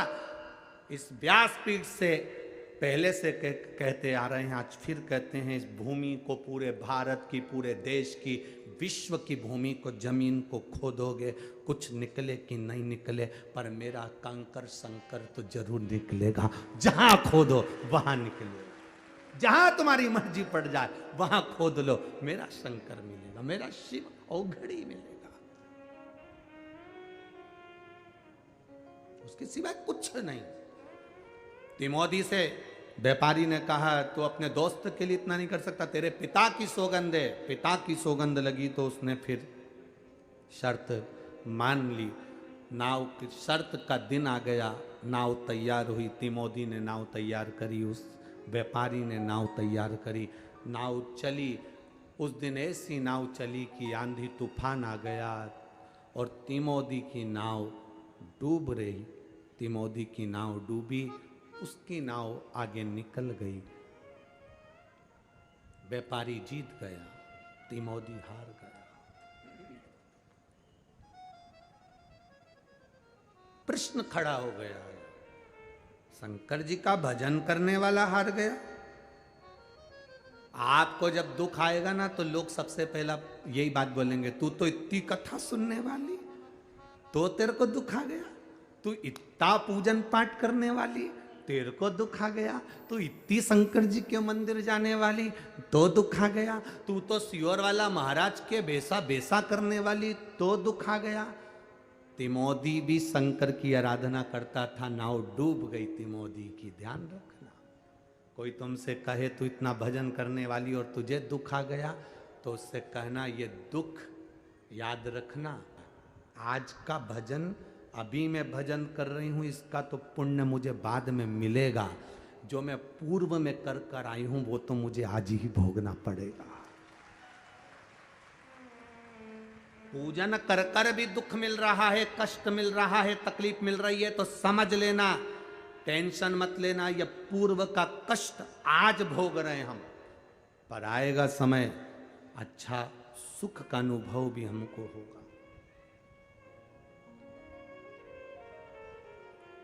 खाने के बाद में आम की गुठली को कहीं पर पटक दो, वो थोड़े दिन के बाद बारिश का पानी लगेगा तो वृक्ष तो उत्पन्न होगा।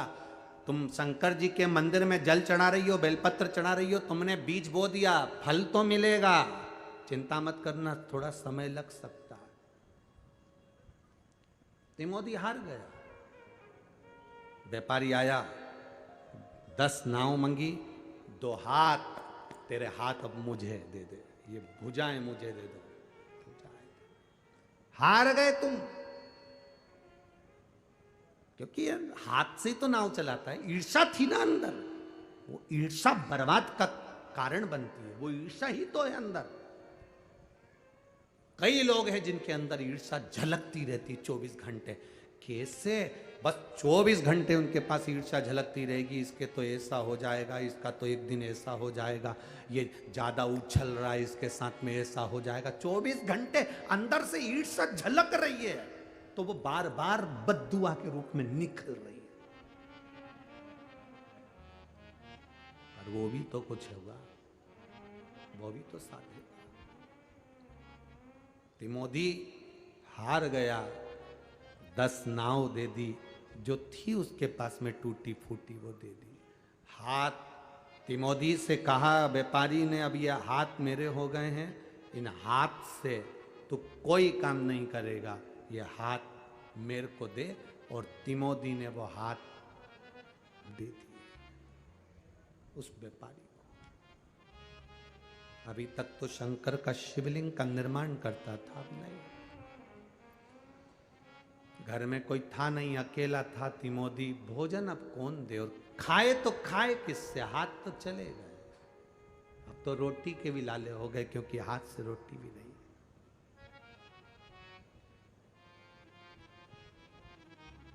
आपको कहा था, शंकर भगवान को आपने जितना समय दिया है, शंकर भगवान उतना समय आपको देते हैं। भगवान के कथा में जितना आपने समय दिया है, भगवान उतना समय आपको देते हैं, ये कल की कथा में कहा था।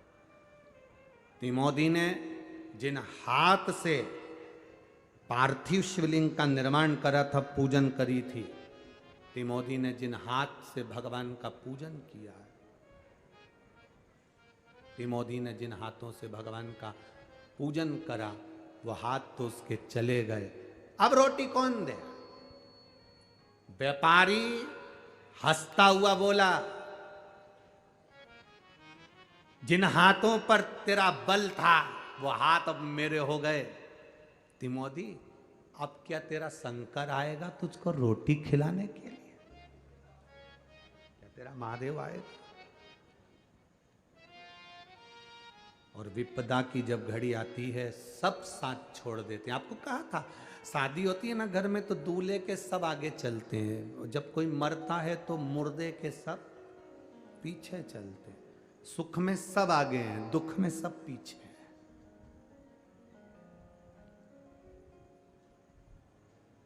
दुख में सब पीछे, सुख में सब आगे। दूल्हे के सब आगे हैं, मरने पर पीछे हो जाते हैं लोग, साथ कोई नहीं देता।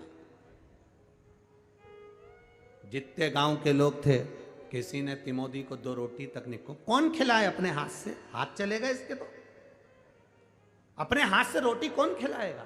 कौन दे रोटी? कौन खिलाएगा? कहा, आएगा तेरा शंकर, आएगा तेरा ओगरदानी, आएगा तेरा शिव भोजन देने के लिए। तिमोदी की आंख से आंसू बह रहे थे। 4 दिन निकल गए, तिमोदी ने कुछ नहीं खाया, पानी भी नहीं पी सकता, क्योंकि हाथ तालाब के किनारे जाए, थोड़ा सा मुंह डालकर पानी पी ले।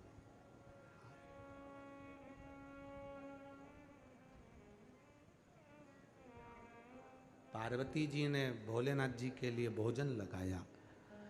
शिव जी भोजन करने के लिए जब बैठे, भोजन का स्पर्श मेरे महादेव जी ने करा।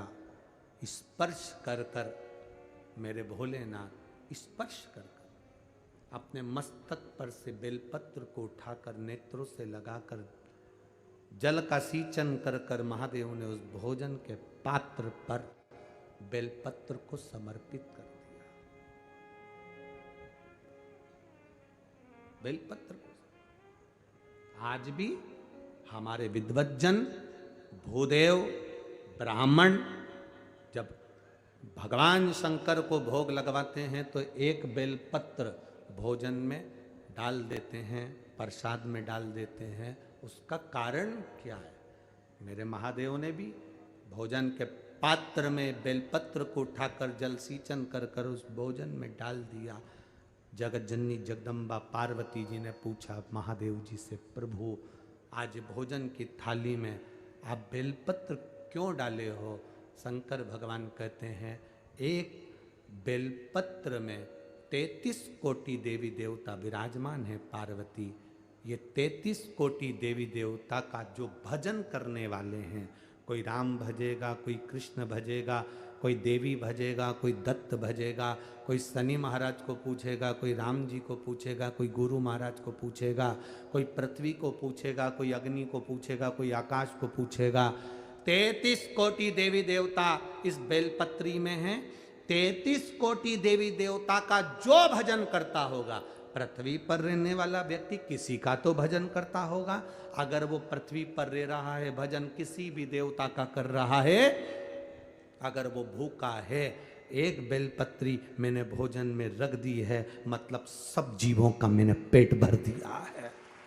एक बेलपत्र समर्पित कर देने पर वो किसी का भी भजन कर रहा हो, राम का करे, कृष्ण का करे, शिव का करे, देवी का करे, भवानी का करे, दत्त का करे, वो जिसका कर रहा होगा, उसका भक्त अगर भूखा होगा, पृथ्वी के मनुष्य, जलचर, थलचर, वायुचर, पक्षी पृथ्वी पर रहता है, कीड़ा पृथ्वी पर रहता है, पशु पृथ्वी पर रहता है, मनुष्य पृथ्वी पर रहता है। आप लोग बैकुंठ में नहीं रह रहे हो, आप लोग ब्रह्मलोक में नहीं रह रहे हो, पक्षी बैकुंठ में नहीं है, कीड़ा ब्रह्मलोक में नहीं है, पृथ्वी पर है। तो ये घर जिसका है, पेट भरने की जवाबदारी भी उसकी है।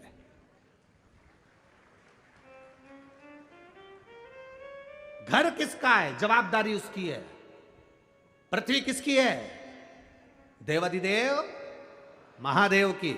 आप पृथ्वी पर रह रहे हो तो पेट भरने की जवाबदारी उसकी है। अपने बाप से कहो ना, अपने पिता से, देवाधिदेव महादेव से, क्योंकि पेट भरने का जवाबदारी तुम्हारी है। उसका नाम विश्वनाथ है।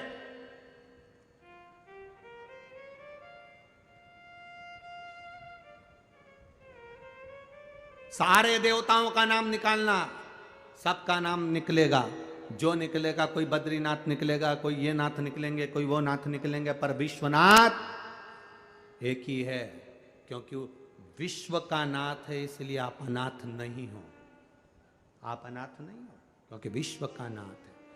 पृथ्वी पर कीड़े भी हैं, मकोड़े भी हैं, जलचर भी है, थलचर भी है, वायुचर भी है। इन सब की जवाबदारी ब्रह्मा जी ने किसको दी है? ब्रह्मलोक की जवाबदारी ब्रह्मा जी की है, बैकुंठ लोक की जवाबदारी भगवान विष्णु की है, इंद्रलोक की जवाबदारी इंद्र की है। सारे देवताओं की अपनी अपनी जवाबदारी है। पर पृथ्वी पर अगर कोई भूखा सोता है तो उसकी जवाबदारी देवाधिदेव महादेव की है। कैसे भूखा सो जाए? एक बेलपत्र भोजन की थाली में रख दिया। वो किसी का भी भजन करे, राम कहे, कृष्ण कहे, जिसकी मर्जी पड़े वो कहे, उसका भी अगर भक्त है, पर भूखा ना सोने दूंगा, है तो मेरा। एक बेलपत्र सब। पार्वती जी ने, गौराणी ने, मां जगतजननी ने पूछा, नाथ नाथ क्या बात है? कोई बात है? शिव जी कहते हैं, पार्वती मेरा एक भक्त है तिमोदी, बालू रेत का शिवलिंग बनाता था। कभी उसने दिया नहीं जलाया, कभी उसने अगरबत्ती नहीं लगाई, कभी उसने बेलपत्र नहीं चढ़ाया, कभी उसने फूल नहीं चढ़ाया, कभी उसने कोई वस्तु मेरे ऊपर समर्पित नहीं करी, केवल शिवलिंग बनाता था, समुद्र की लहर आती थी, मुझे लेकर चली जाती थी। बस उसका शिवलिंग बनाना मेरे हृदय के लिए आनंद था। कल आपको कहा था, मेरा बाबा तुम्हारे नारियल से प्रसन्न नहीं होता है, मेरा बाबा तुम्हारी चिरौंजी से, लड्डू के डब्बे से। हाँ, दुनिया के लोग तुम्हारे लड्डू के डब्बे से प्रसन्न हो सकते हैं, दुनिया के लोग तुम्हारे धन से, तुम्हारे दिए गए नोट के लिफाफे से प्रसन्न हो सकते हैं, दुनिया के लोग तुम्हारी दी हुई वस्तु से प्रसन्न हो सकते हैं, पर मेरा महादेव तुम्हारी वस्तु से प्रसन्न नहीं होता। मेरा महादेव को पाने का सबसे सुंदर तरीका है आपका दिल, आपका निर्मल हृदय, आपका मन। बस उससे भजन करो, उससे भजन करो।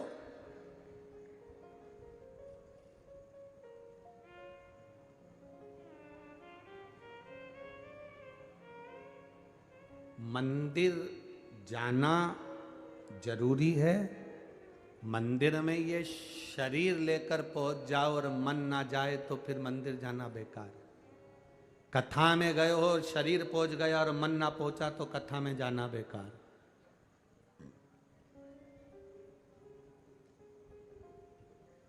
लाखों लोग इस कथा में, आज लोगों को लग रहा था सुबह 8 बजे की कथा है, कहां से इतने लोग आई।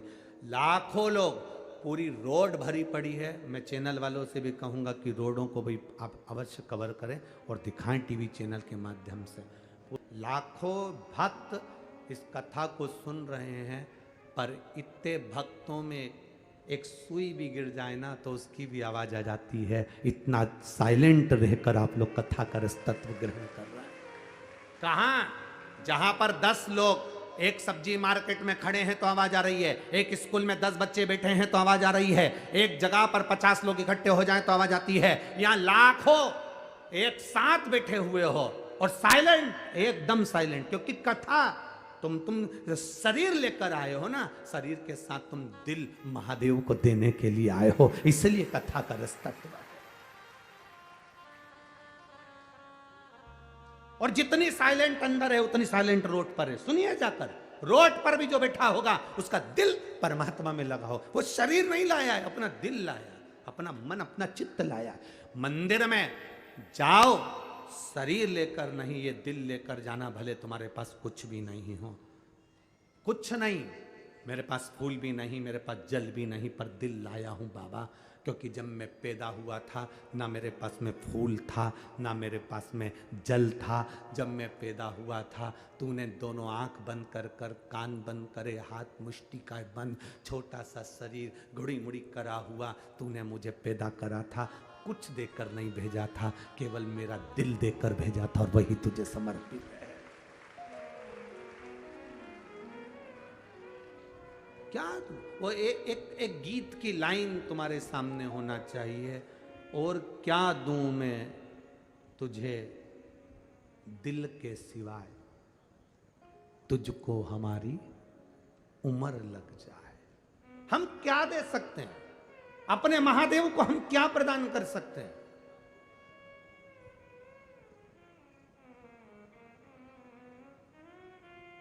हम क्या दें उसको?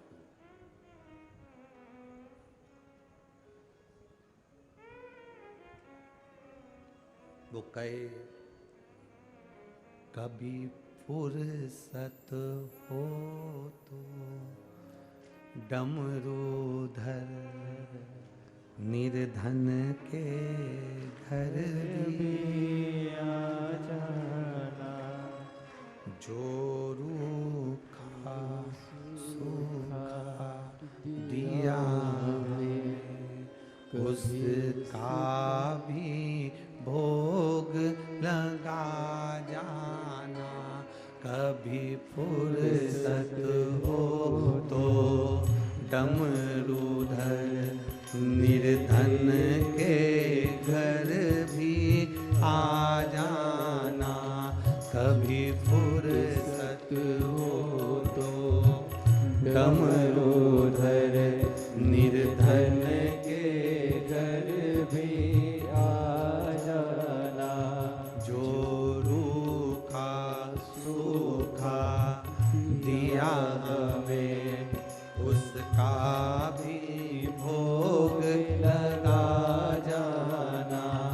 कभी फुर्सत हो तो डमरू है निर्धन के घर भी आ जाना। आओ से आनंद के साथ जय हो।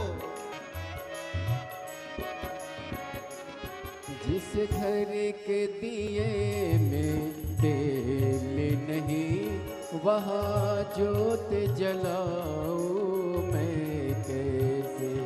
जिस घर के दिए में तेल नहीं वहाँ जोत जलाऊं मैं कैसे।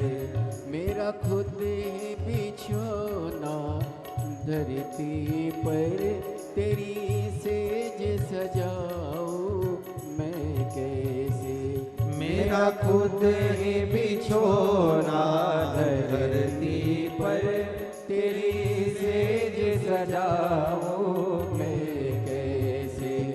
जहाँ मैं बैठा वही बैठ के बाबा बच्चों का दिल बहला जाना। जहाँ फुर्सत हो वही डमरू के बाबा बच्चों के दिल घर बहला जाना। कभी फुर्सत हो तो डमरू धर निर्धन के घर भी आ जाना। जो रूखा सूखा दिया हमें उसका भी भोग लगा जाना। जो रूखा सूखा दिया हमें उसका भी भोग लगा जाना। कभी फुर्सत हो तो डमरूधर निर्धन के घर भी आ जाना। कभी फुर्सत हो तो डमरूधर निर्धन के घर भी आ जाना। हर हर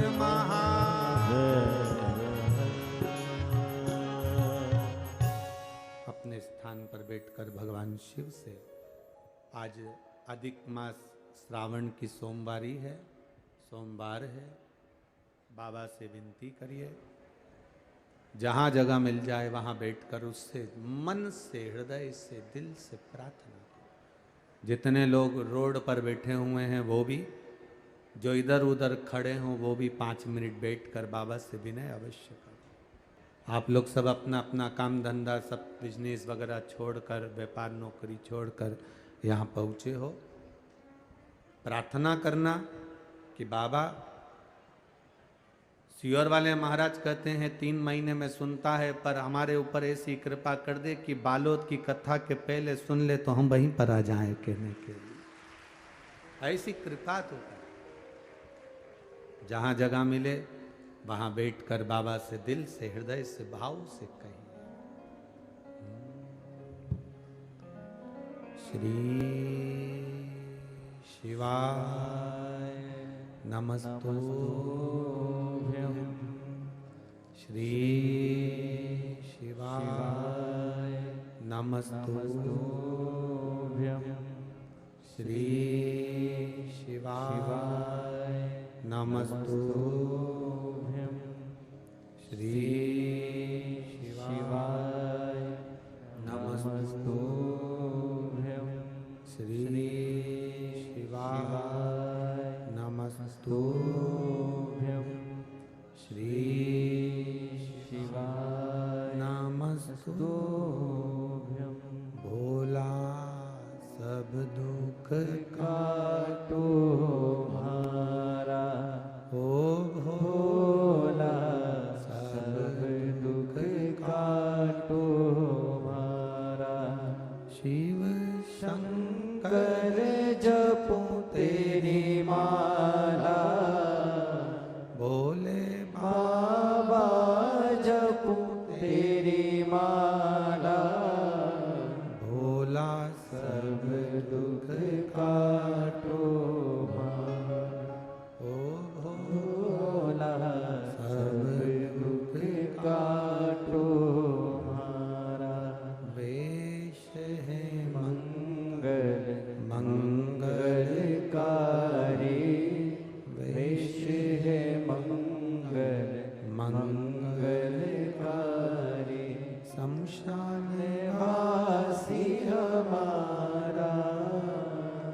शमशान वासी हमारा ओ भोला सब दुख काटो मारा। ओ भोला सब दुख काटो मारा। शिव कथा कहती है तिमोदी के दोनों हाथ चले गए और व्यापारी उसको अपशब्द कह रहा, ताने दे रहा है व्यापारी उसको कि तुम्हारे को भोजन क्या देवाधिदेव महादेव कराएंगे, क्या तुमको रोटी क्या शिव देंगे, भोजन क्या शंकर देंगे। और ध्यान देना महाराज, दुनिया के दुखड़े जो तू हर गया डमरू वाले, तो क्या मेरे दुखड़ों को देखकर डर गया डमरू वाले। ये शिव की उदारता, ये शंकर की करुणा। जब तक वो करुणा नहीं करता तब तक सुख का अनुभव नहीं होता। पार्वती जी ने पूछा, आपके आंखों में जल भर रहा है, क्या बात है। शिव जी कहते एक भक्त है तिमोदी, मछली पकड़ता है, व्यापार मछली का है, मछली का व्यापार है उसका, बड़ा सीधा सा है, बड़ा भोला है।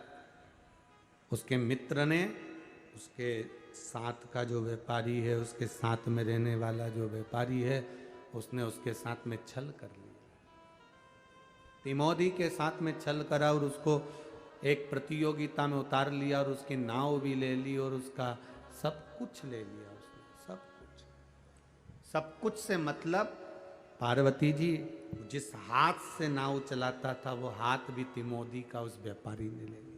भूखा है मेरा भक्त, भूखा। परीक्षा की घड़ी में ये ना सोचा जाए कि कौन तुम्हारा साथ देगा।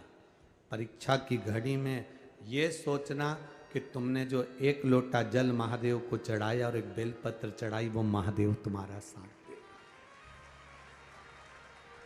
कौन दे सकता है इसके साथ। एक पत्र आया है,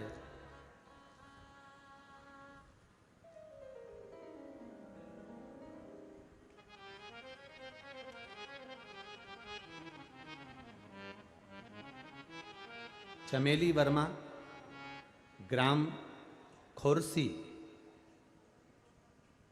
बगा की रहने वाली हूँ। कहीं बैठी हैं चमेली वर्मा, कहीं बैठी हो तो हाथ हिला सकती हैं।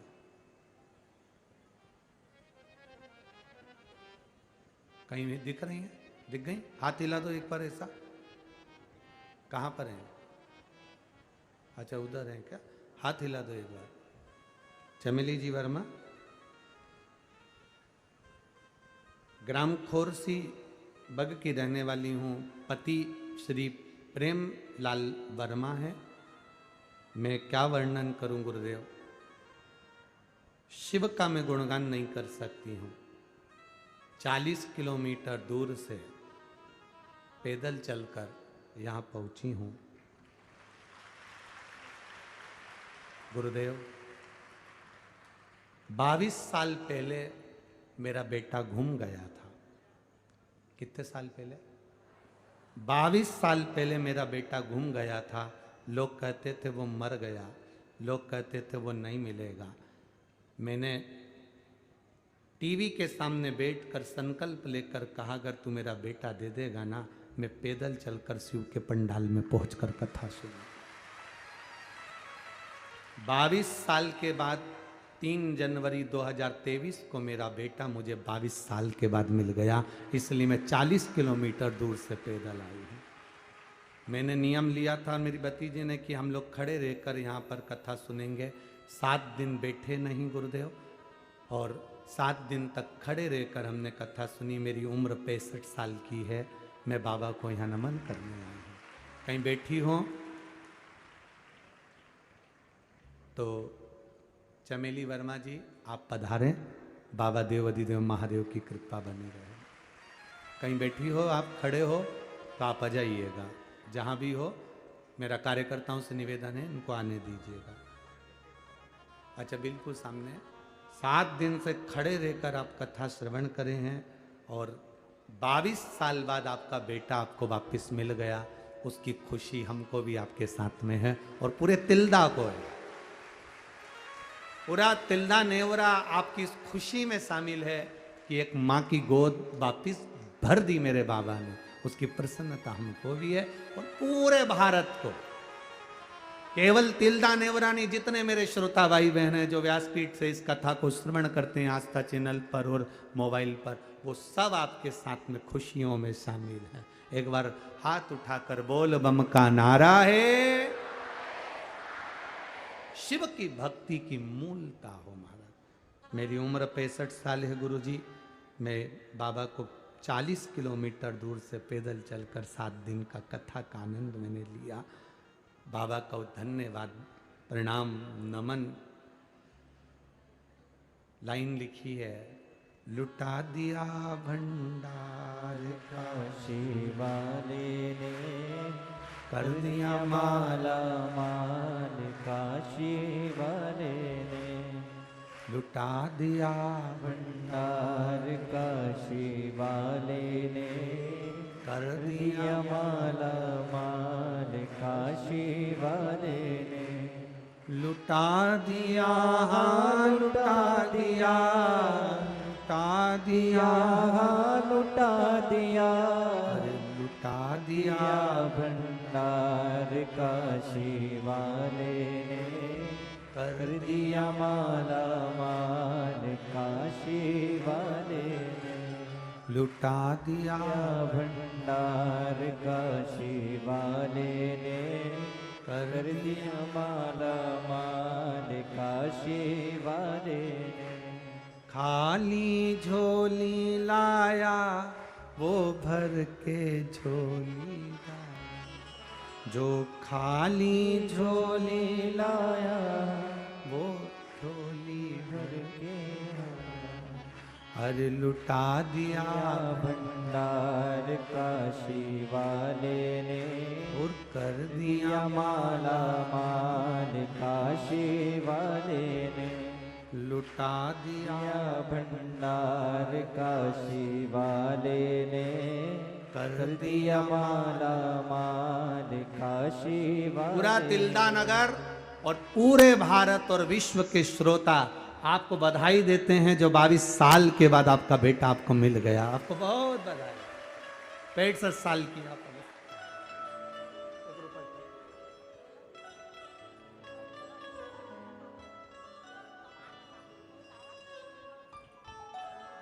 कोई जाए मेरा जो काशी में मेरा पैगाम ले जाए, कोई जाए जो काशी में मेरा पैगाम ले जाए।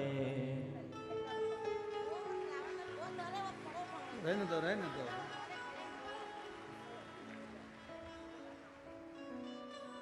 तो करुणा सागर है, उसकी दया का कोई ठिकाना नहीं। वो कब कृपा करे, कब दया करे।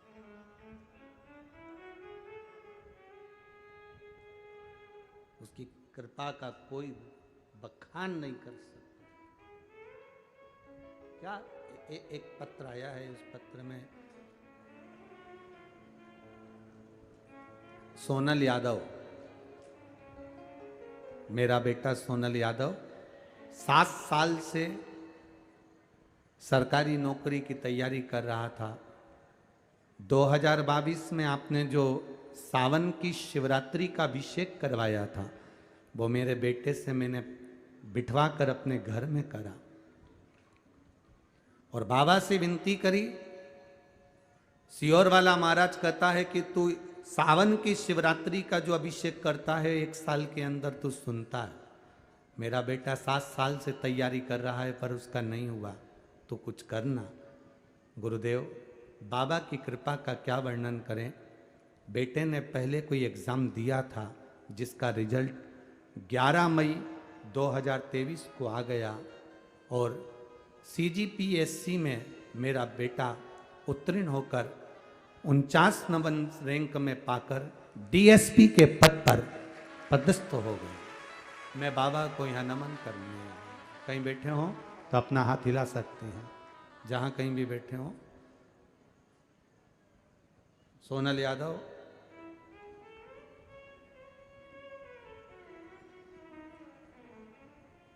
JP बिहार मंगला बिलासपुर छत्तीसगढ़ से हैं श्री संतोष जी यादव, उनका ये पत्र है। कहीं बैठे हो तो अपना हाथ हिला सकते हैं। ये शिव तत्व है। एक बड़ी सुंदर बात और लिखी है, मेरी पुत्री की यहाँ 10 साल के बाद बाबा ने संतान दी है। मैं बाबा को यहाँ नमन करने के लिए आया। बाबा ने मेरी धर्मपत्नी का स्वास्थ्य भी ठीक कर दिया और बाबा ने पूरा पत्र उन्होंने अपने भाव से वर्णन किया, पूरा पत्र। ये शिव तत्व वो घड़ी है।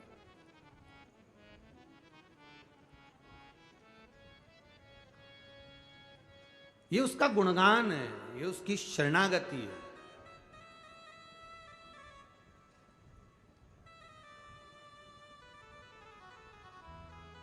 तिमोदी भोजन नहीं कर सकता, तिमोदी के हाथ नहीं है। क्या करोगे आप? शिवजी कहते हैं उसने मुझे जल चढ़ाया था, उसने मेरा शिवलिंग का निर्माण करा था, अब मेरा फर्ज है। उसने मेरा निर्माण करा था, अब मैं उसकी जिंदगी का निर्माण करूंगा, ये मेरा फर्ज है।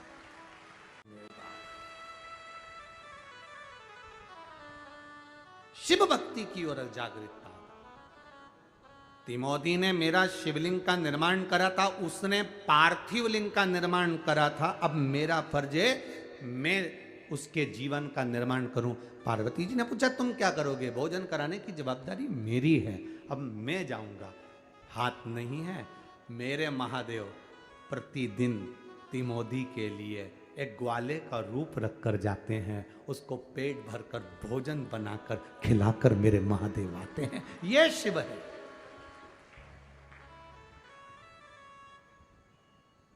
जब कोई नहीं आता मेरा बाबा आता है, वो दुख के दिनों में बड़ा काम आता है। जब कोई ना आए, लगे आपको आपकी जिंदगी में आप अकेले से रह गए हो, तब उसको याद करना।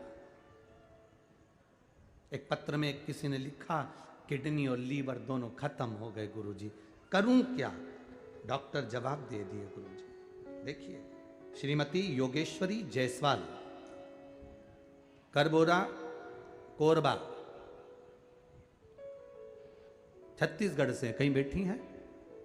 हाथ हिला सकती हैं अगर कहीं। आप ही हैं? दोनों हाथ हिला दो एक बार। हाँ हाँ, वापिस एक बार हाथ हिला दीजिए। मैं करबोरा कोरबा से आई हूं, मेरा नाम योगेश्वरी जायसवाल।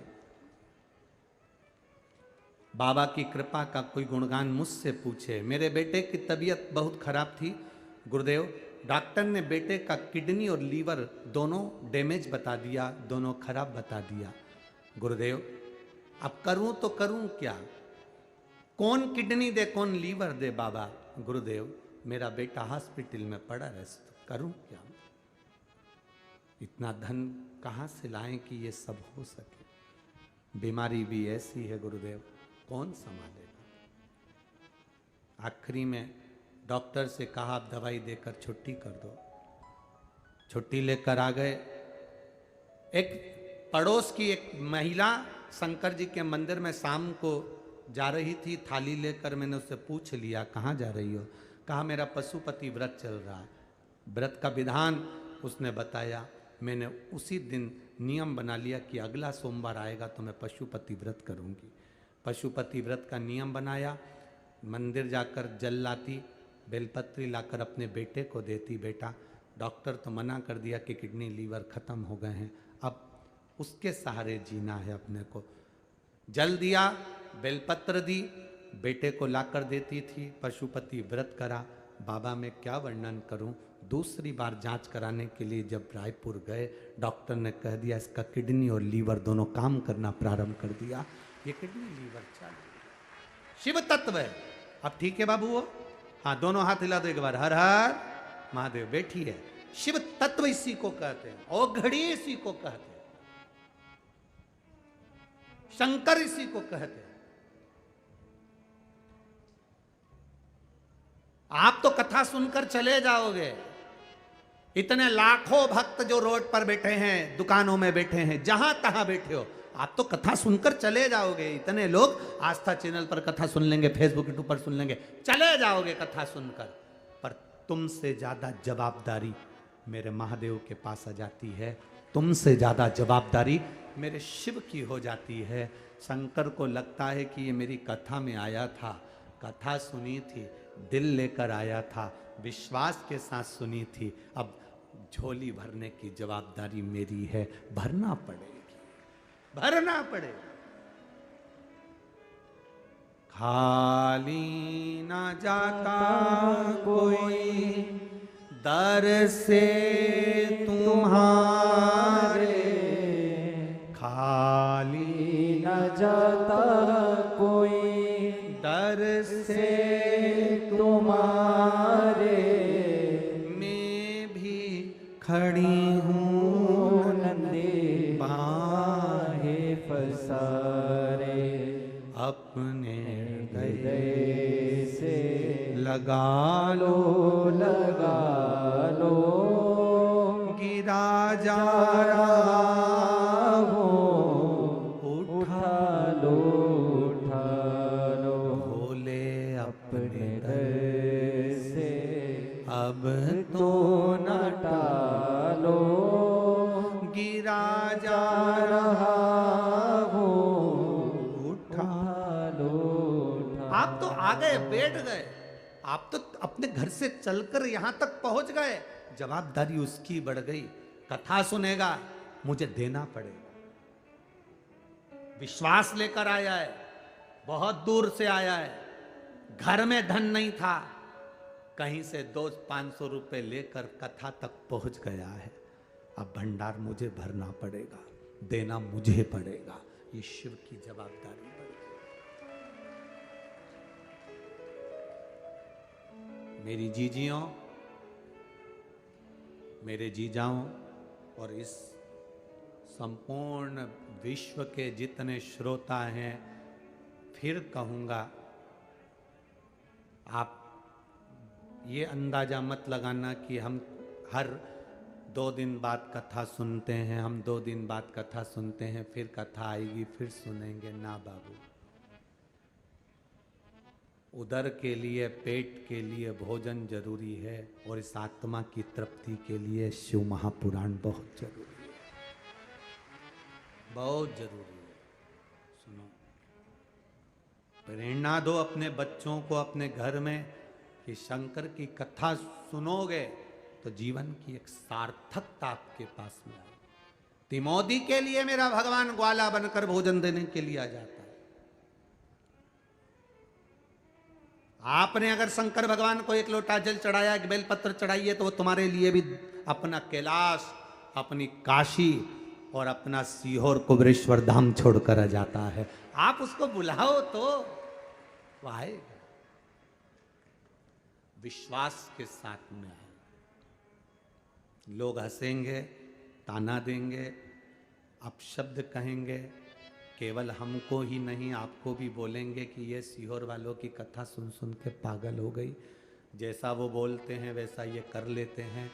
दुनिया के लोग हंसेंगे कि ये क्या कर रहे हो, पागल हो गए हो। तो उनसे कह देना, शंकर के गण होते ही ऐसे हैं, शिव के गण में है क्या, वो हो ही ऐसा जाता है।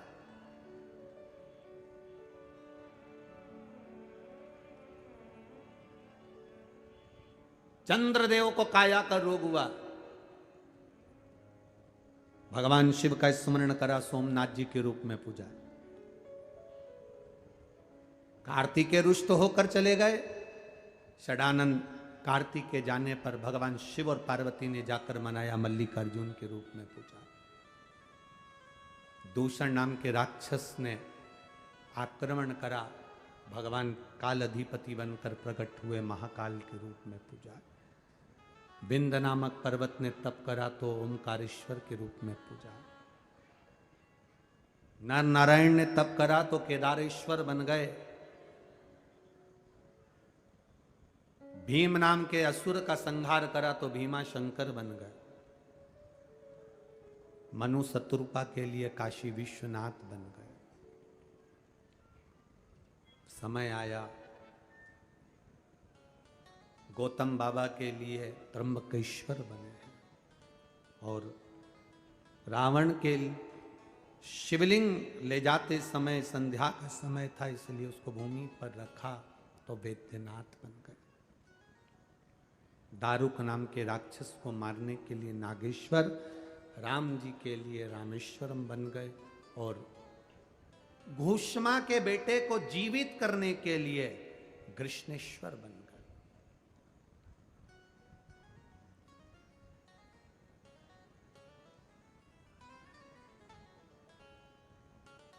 सब उसके भरोसे पर छोड़ना, ये 12 ज्योतिर्लिंग का चरित्र कहता है। देवाधिदेव महादेव तुमरुका जी को कहते हैं कि ये बेलपत्री ये जीवन का सुख देने वाले। वो कहे ना, तेरे भरोसे मेरी गाड़ी, तू जाने तेरा काम जाने। तेरे भरोसे मेरी गाड़ी, तू जाने तेरा काम। खड़े नहीं होगे कोई भी, क्योंकि विराम का भी समय आ रहा है। खड़े हो जाते हो तो बैठाना मुश्किल, इसीलिए बैठे बैठे तुम्हारी तालियों में दम होना चाहिए।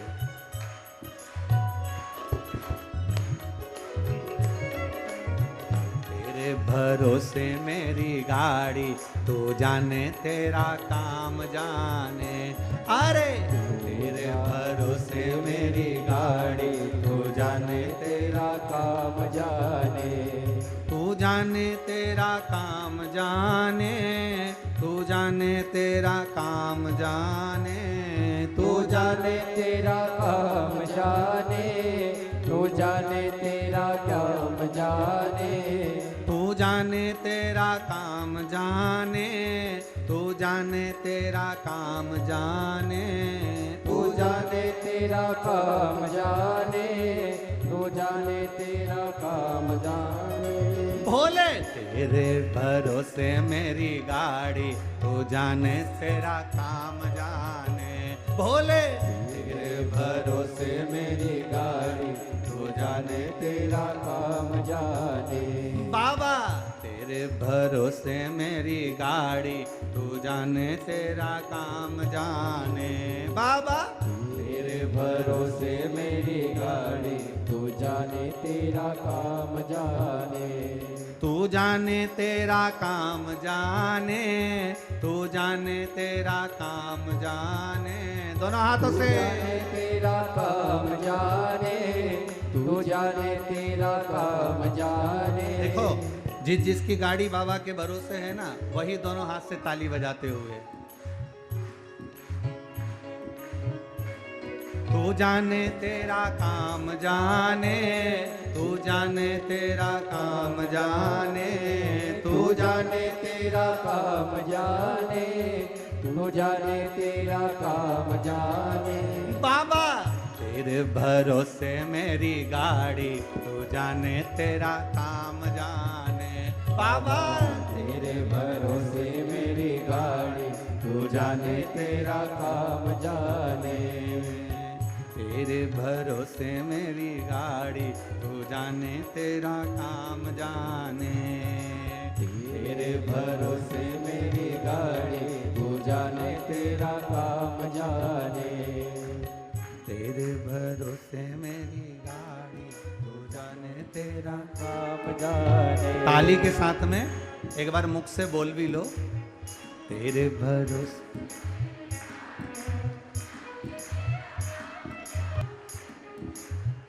तेरे भरोसे मेरी गाड़ी, जाने तेरा काम जाने। अरे तेरे भरोसे मेरी गाड़ी, तू जाने तेरा काम जाने। बाबा जी तेरा काम जाने, बाबा जी तेरा काम जाने। बाबा जी तेरा काम जाने, बाबा जी तेरा काम जाने। बाबा जी तेरा काम जाने, बाबा जी तेरा काम जाने, बाबा जी तेरा काम जाने, बाबा जी तेरा काम जाने।